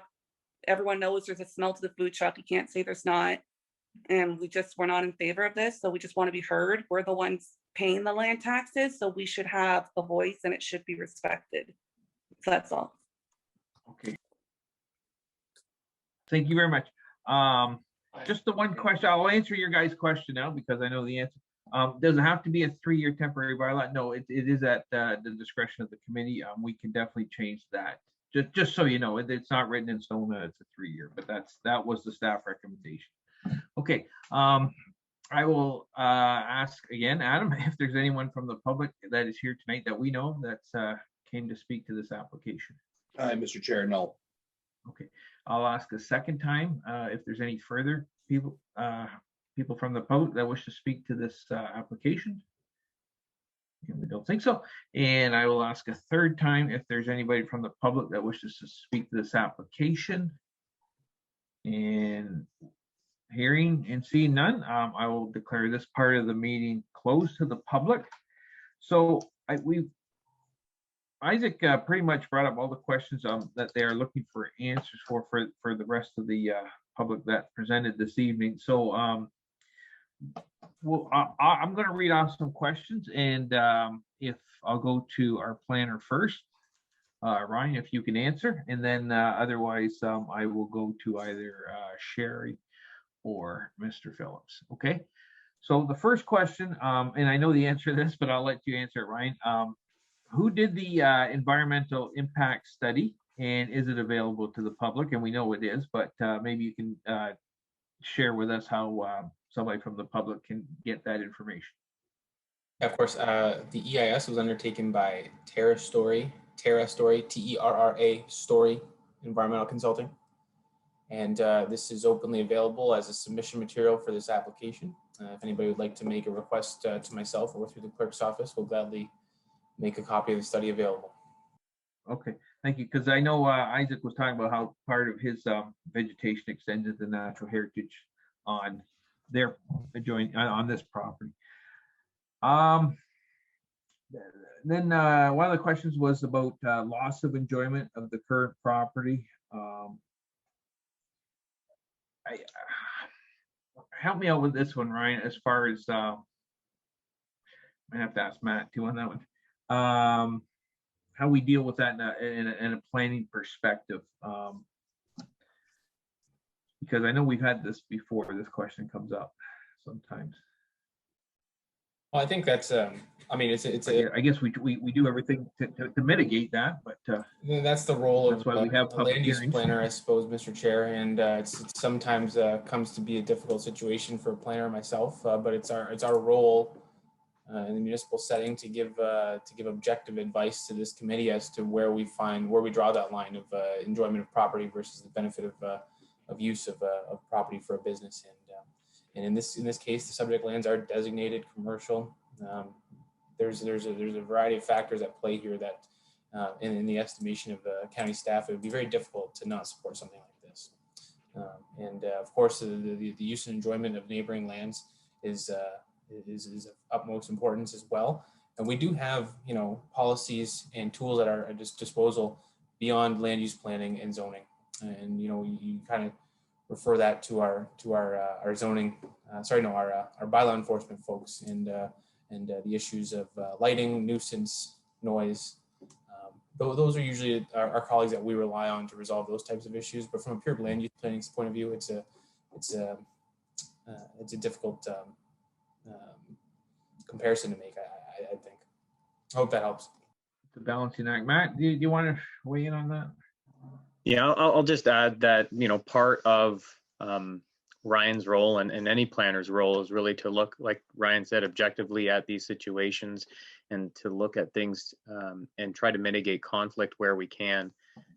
In the case of this property, technically they're already zoned to have some kind of a food establishment on the property, right? So a deli is one of the permitted uses already on the property. So a food truck isn't a big deviation from that. So that's part of Ryan's analysis and how he came to his opinion.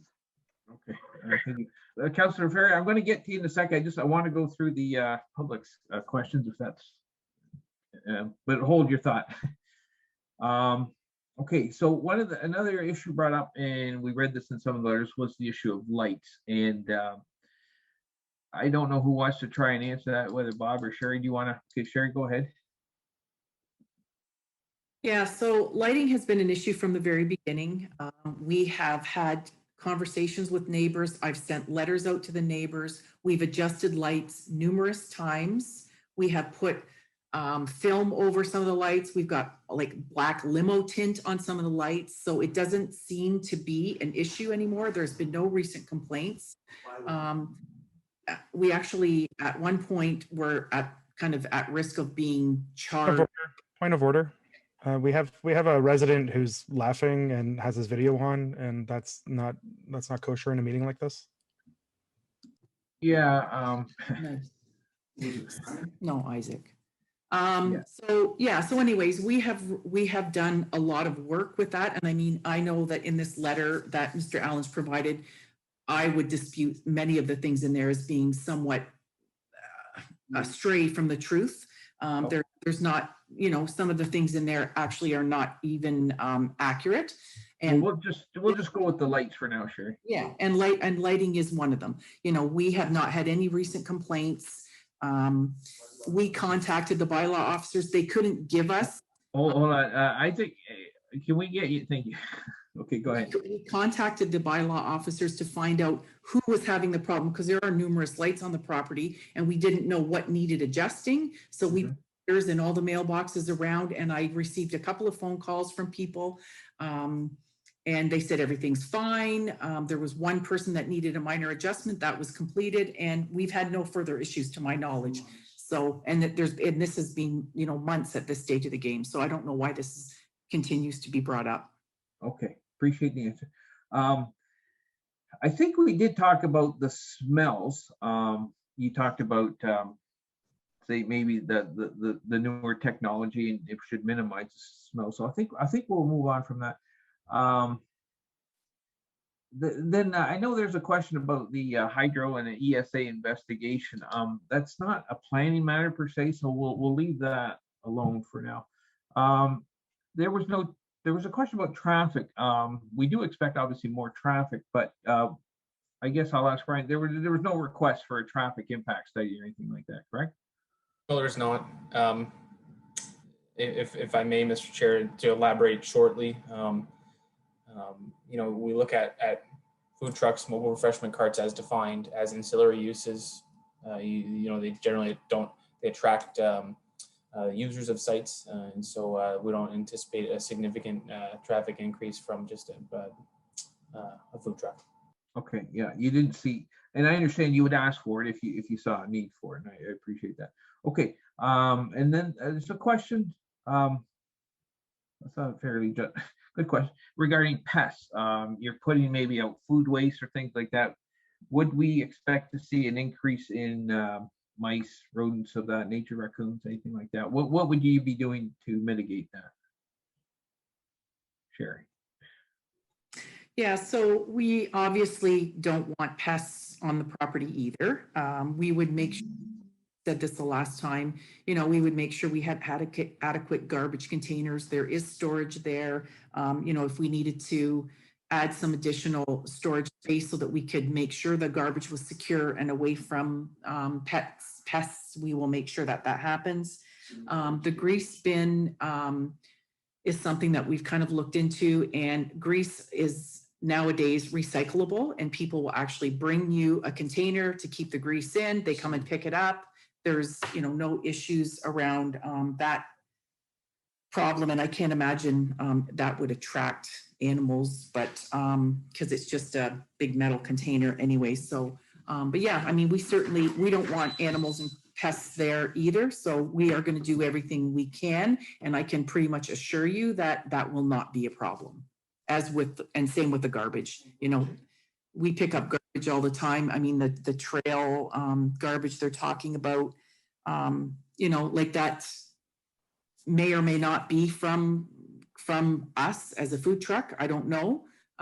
So I just, we're going to have garbage containers there for our customers. So I don't believe garbage will be an issue either. Okay. You'll have receptacles. Okay. I think the next question, I think this is for maybe, I don't know, maybe planning.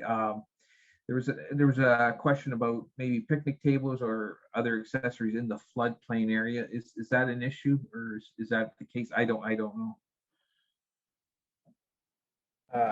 Through you, Mr. Chair, when we look at, I can understand where the comment and concern comes from. Where this over into something larger or something bigger than it's meant to be.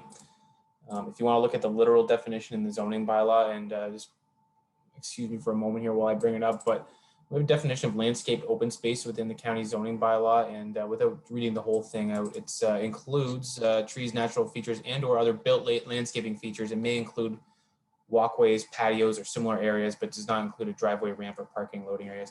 And where I'm going with that is that there's no restrictions on the locations of that in general. If the Conservation Authority had a significant concern with respect to citing a patio or citing a picnic bench within the floodplain, I'm sure they would bring that to our attention, but we don't have any concerns in that regard. I hope that helps. Thank you. Yeah. Okay. I wanted to get your answer because you can speak a lot better than I can. But no, I know a lot of benches that are in floodplains, like parks and stuff like that. So, well, I think it's the last question is, I think it's for you, maybe, right? When you call it a mobile cart or food mobile cart or food cart, but it's a trailer sitting on blocks. Apparently, I don't know. Is that affect our definition? Does that change anything as far as planning goes, or any thoughts or comments, questions, answers on that? Right. Through you, Mr. Chair. No, I don't think it does. And I refer the committee to I think page 200 of your agenda. I did include an excerpt there just because I know the semantics of this has come up before. The definition is there. And I think the important part there is that it's the intent for it to be mobile. And I'd give if I could make a reference to something similar like a garden suite. Those are temporary mobile trailers that are put on blocks or on a slab that have the intent of being readily moved. Obviously, they're not necessarily to be on wheels, but they're also not affixed to a foundation. And I think that this meets that intent. It's a food truck. Okay, yeah, no, you did put that in there. So, okay, that's all. I think that is a lot of the questions that I got, and I'm not sure if I missed any. Can I just elaborate on the mobility just for a moment? Yeah, I left that to Ryan, but go ahead. Because I know that, there's wheels on it. Clearly, it's jacked up and stabilized for safety reasons, no different than a camping trailer would be. And it is still completely mobile. The front structure that we had there last time, the fencing where we were going to have people sitting around type of thing, everything, that whole setup was tore down and removed in short of an hour. So it's absolutely 100% mobile. So just so everyone's aware of that. All right, thank you, Sherry. Anything else to add there, Sherry or Bob, before? I just wanted to point out, and obviously we'll answer any more questions that the committee might have, but this is an application for a temporary bylaw for 3 years, so that we can give the Grahams the opportunity to show what they're saying. If the time period expires, they're to remove the food truck. Okay. I just wondered if you had, if you noticed any questions I skipped, just, No, I don't think so, Mr. Chairman. I think you hit the main highlights. okay. All right, thank you. At this time, I'm going to go to Councilor Ferry. You've been extremely patient, so go ahead, Mark.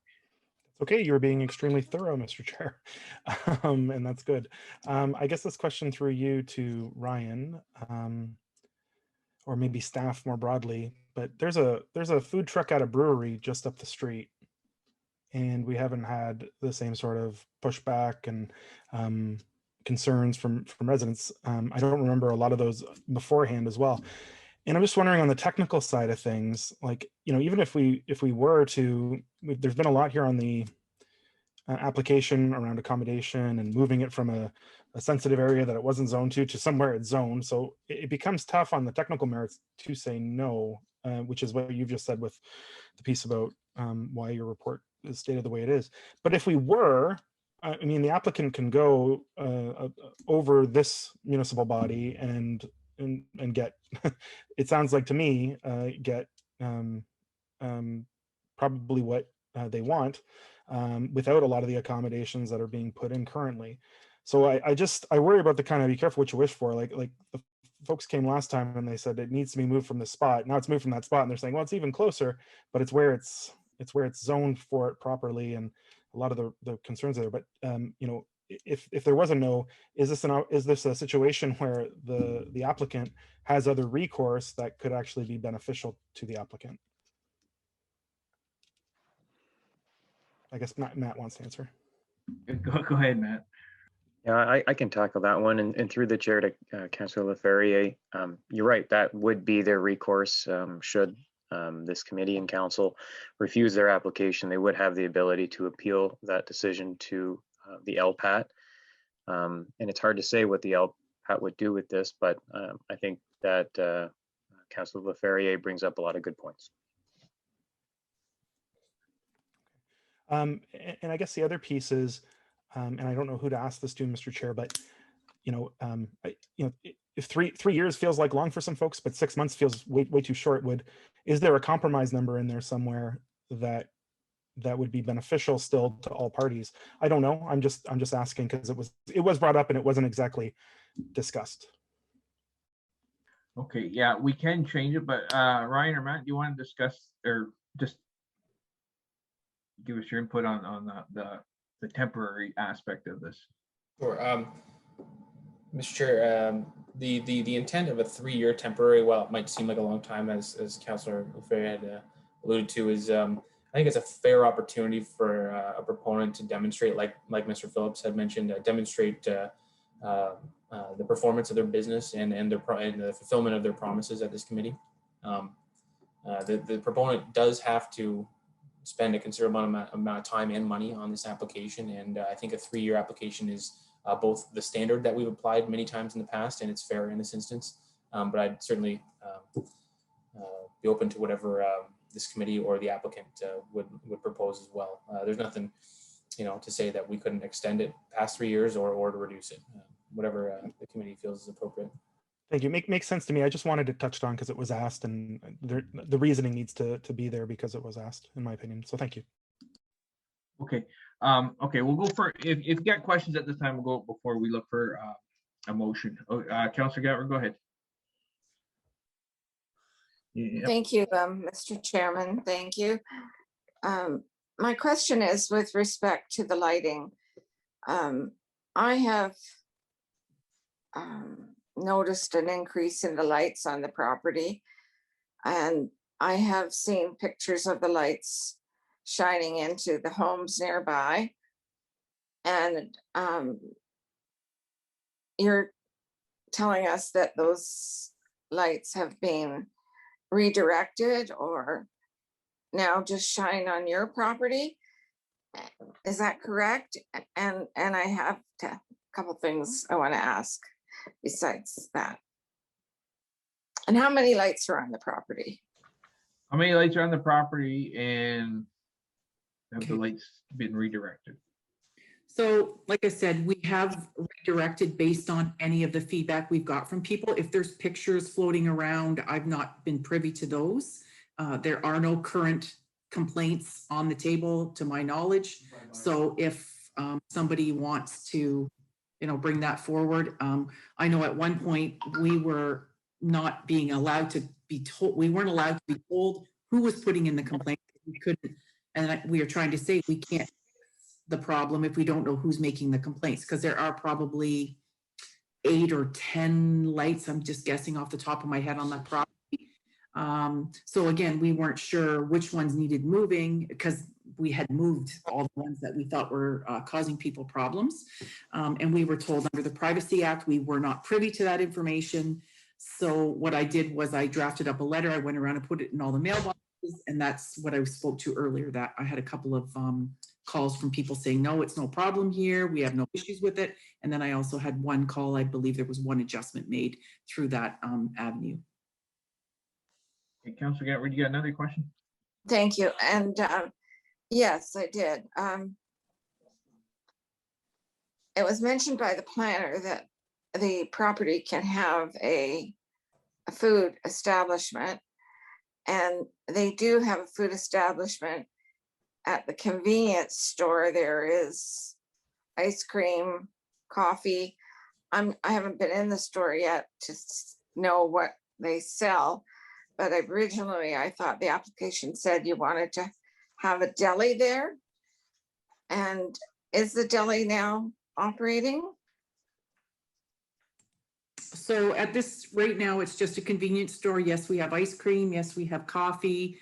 There is no deli operating, but it is zoned as such, as we've talked about at previous meetings.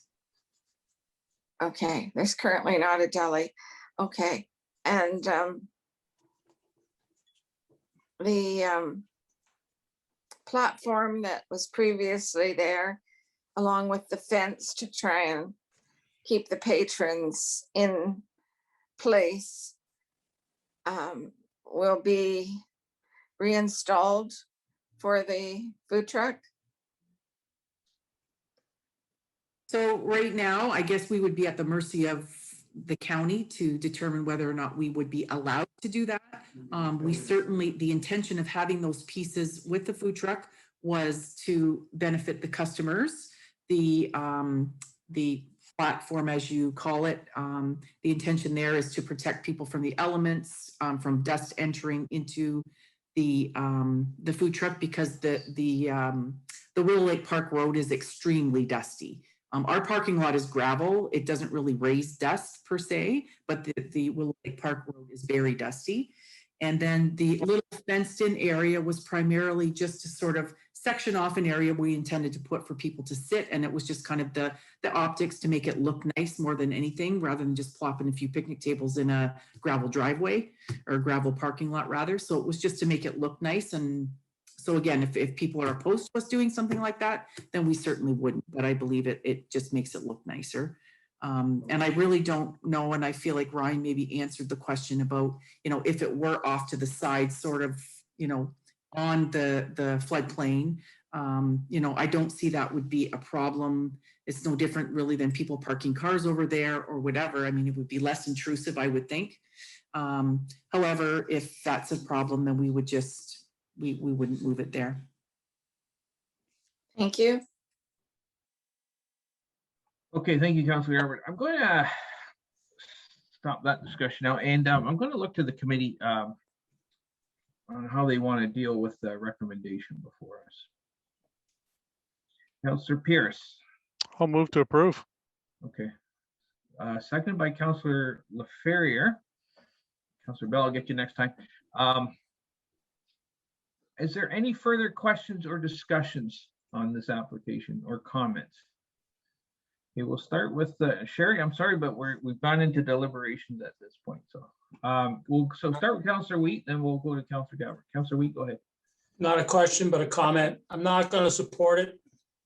To me, it's loaded with negatives. I look at the COVID situation we've had for the last year and a half, and the businesses out in that area that have suffered. Now we're going to allow another one. to take away some of the businesses that we already have. Talk about garbage. Well, I just think of the boat launch at Glen Morris, the boat launch at Penman's Dam, the boat launch at Bean Park. That's littered with garbage each and every weekend, Saturday and Sunday. So don't tell me where you've got a food supply that there isn't going to be garbage. Don't tell me for 1 minute that there's not going to be rodents attracted to this facility. I worked in a food plant where sanitation was a priority, yet we had rodents. We got foxes in St. George right now. There will be critters show up where there's food and there's waste. Not going to support it. That this applicant infringed without permission back about 6 months ago. And who's to say that that won't happen again? You look at a 3-year trial period, and I don't care whether you shorten it to 6 months or lengthen it to 5 years. But a future term of council will have to deal with this. And getting something out after 3 years, if you want to, will be extremely difficult. So the time to nip it in the bud is right now. Don't let it get started. Enough said. Okay, we'll go to Councillor Gatward. I saw your hand up. Go ahead. Thank you, Mr. Chairman. Well, I can't support a 3-year temporary use either. And Councillor Wheat raised some very valid points. And I'm not in favor of the application. I think that the residents have made a good case why we don't need this food truck on this site. And there is already food and refreshments in the convenience store. If people on the trail want to access 230 Oakland Road, they can visit the convenience store. I would like to propose, though, in case this application passes, Mr. Chairman, an amendment to the recommendation that the temporary use be for only 1 year. And I'm thinking, and that would be within this term of council. And I'm seeking a seconder for that amendment. Okay, so Councillor Gatward is, okay, so seconded by Councillor Bell. Okay, so we have an amendment on the floor at the moment to change the temporary zoning from 3 years to 1 year. Does anybody wish to speak to the amendment? Okay, go ahead, Councillor Chambers. Mr. Chairman, I'm not going to support the amendment because I'm not going to support the original motion. And I think I would have liked to have been able to speak to the original motion prior to the amendment. But if you want to deal with the amendment first, then I will speak to the motion as is amended or not amended. Okay, fair enough. Okay, so no other speakers to the amendment to change it from 3 years to 1 year. I'll call the question on the amendment. All in favor of changing it from 3 years to 1 year, please raise your hand. And all opposed. And Adam, I think that's lost, that one. Okay, Councillor Chambers, we'll go back to you on the unamended original motion. Yes, Mr. Chairman. Whenever you have commercial zone properties in close proximity with residentially zoned properties, you have opportunities and unfortunate opportunities for conflicts to occur. Compatibility issues are important. Neighbors have to be able to get along with each other. I live in a neighborhood where everyone gets along. We like each other. We help each other. We enjoy each other. I know of other neighborhoods where that's not the case. And I can see this neighborhood with the compatibility issues that have been expressed, that it's not going to be a good situation for either property owners in the area. So I'm not going to support the amendment. I think there are other opportunities for neighbors to get along, but this is just going to cause a neighborhood issue that is not going to be enjoyable for any of the neighbors, the applicant or the neighboring properties. So I'm not going to support the application, and hopefully something will come along where the neighbors can find themselves in a situation where they can be all good neighbors to each other and move away from the incompatibilities that this application would promote. Thank you very much. Is there any other speakers to this, to the recommendation for us? Okay, I don't see any hands up. So I'll call the question. All in favor of the recommendation to approve? May you leave your hands up till Adam says otherwise? Okay. And all those opposed?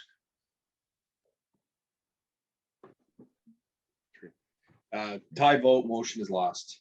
Okay, so the motion is lost. So, and noting that Councillor Coleman is away this evening. So having said that, and I think we've done, I should have said this before, but I think we've done away with the requirement to ask for another motion to turn it down. We just leave it as is. Is that correct?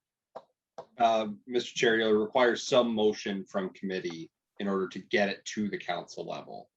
And I should have done that with the other one, and I didn't. So yes. So should we revisit that one as well? Well, let's deal with this one then. So, yeah, so very likely. So either you can have a contrarian motion or a motion to refer the application for council's consideration. Okay, so, well, probably given that any vote might end up on a tie vote and loss, I guess maybe the best suggestion would be refer this decision then to council. Would that be fair, Adam?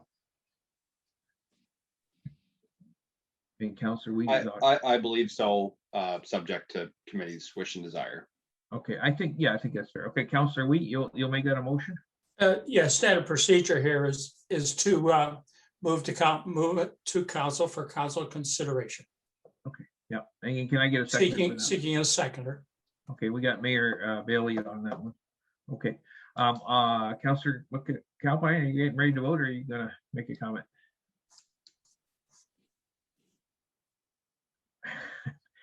You're on mute, sir.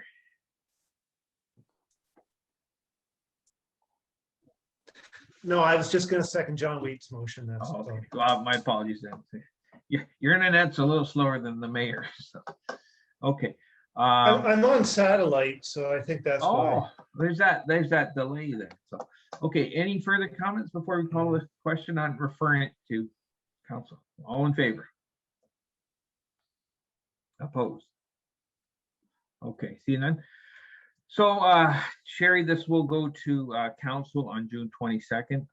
It did not pass here tonight, so we'll have to wait and see what June 22nd brings.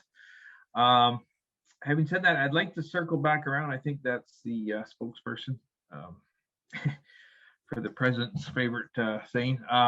But should we go back? I'm going to ask if we can go back to item 8.3, and that was 87A, 80 to 89. And I'm going to look for a motion either to refer this back to council or to a contrarian motion to actually deny that. So is there anybody from the committee that wishes to make a recommendation? I'll make a motion to deny. Okay, we'll need a seconder on that one. Okay, we'll go with. We will second that. I'll go with Councillor Bell. I was hoping Councillor McAlpine would put up his hand. So, okay, there's a motion on the floor to deny that one. Okay, so any comments or questions before I move that or call that? Okay, all in favor of denying that one? And hold your hands up until Adam says otherwise. Okay, thank you. Okay, and all opposed to deny. Okay, thank you. And that carries, right? Okay, so thank you, that goes in. Okay, appreciate everybody's indulgence on that one. Having said that, that completes all our applications requiring approval. There's no consent items that I've seen. So I'll just ask Matt, under staff reports, is there anything you wish to present, or Pam, before we call it a night? I mean, I know we got our official plan meeting next Thursday. No, through you, Chair Miller, there's nothing additional tonight. Okay, nothing. Okay, appreciate that. So, and nobody brought up anything under other business. There's no one camera, so I will call this meeting adjourned and thank everybody. Oh, Councillor Chambers. Mr. Chairman, you skipped over item number 11, communications.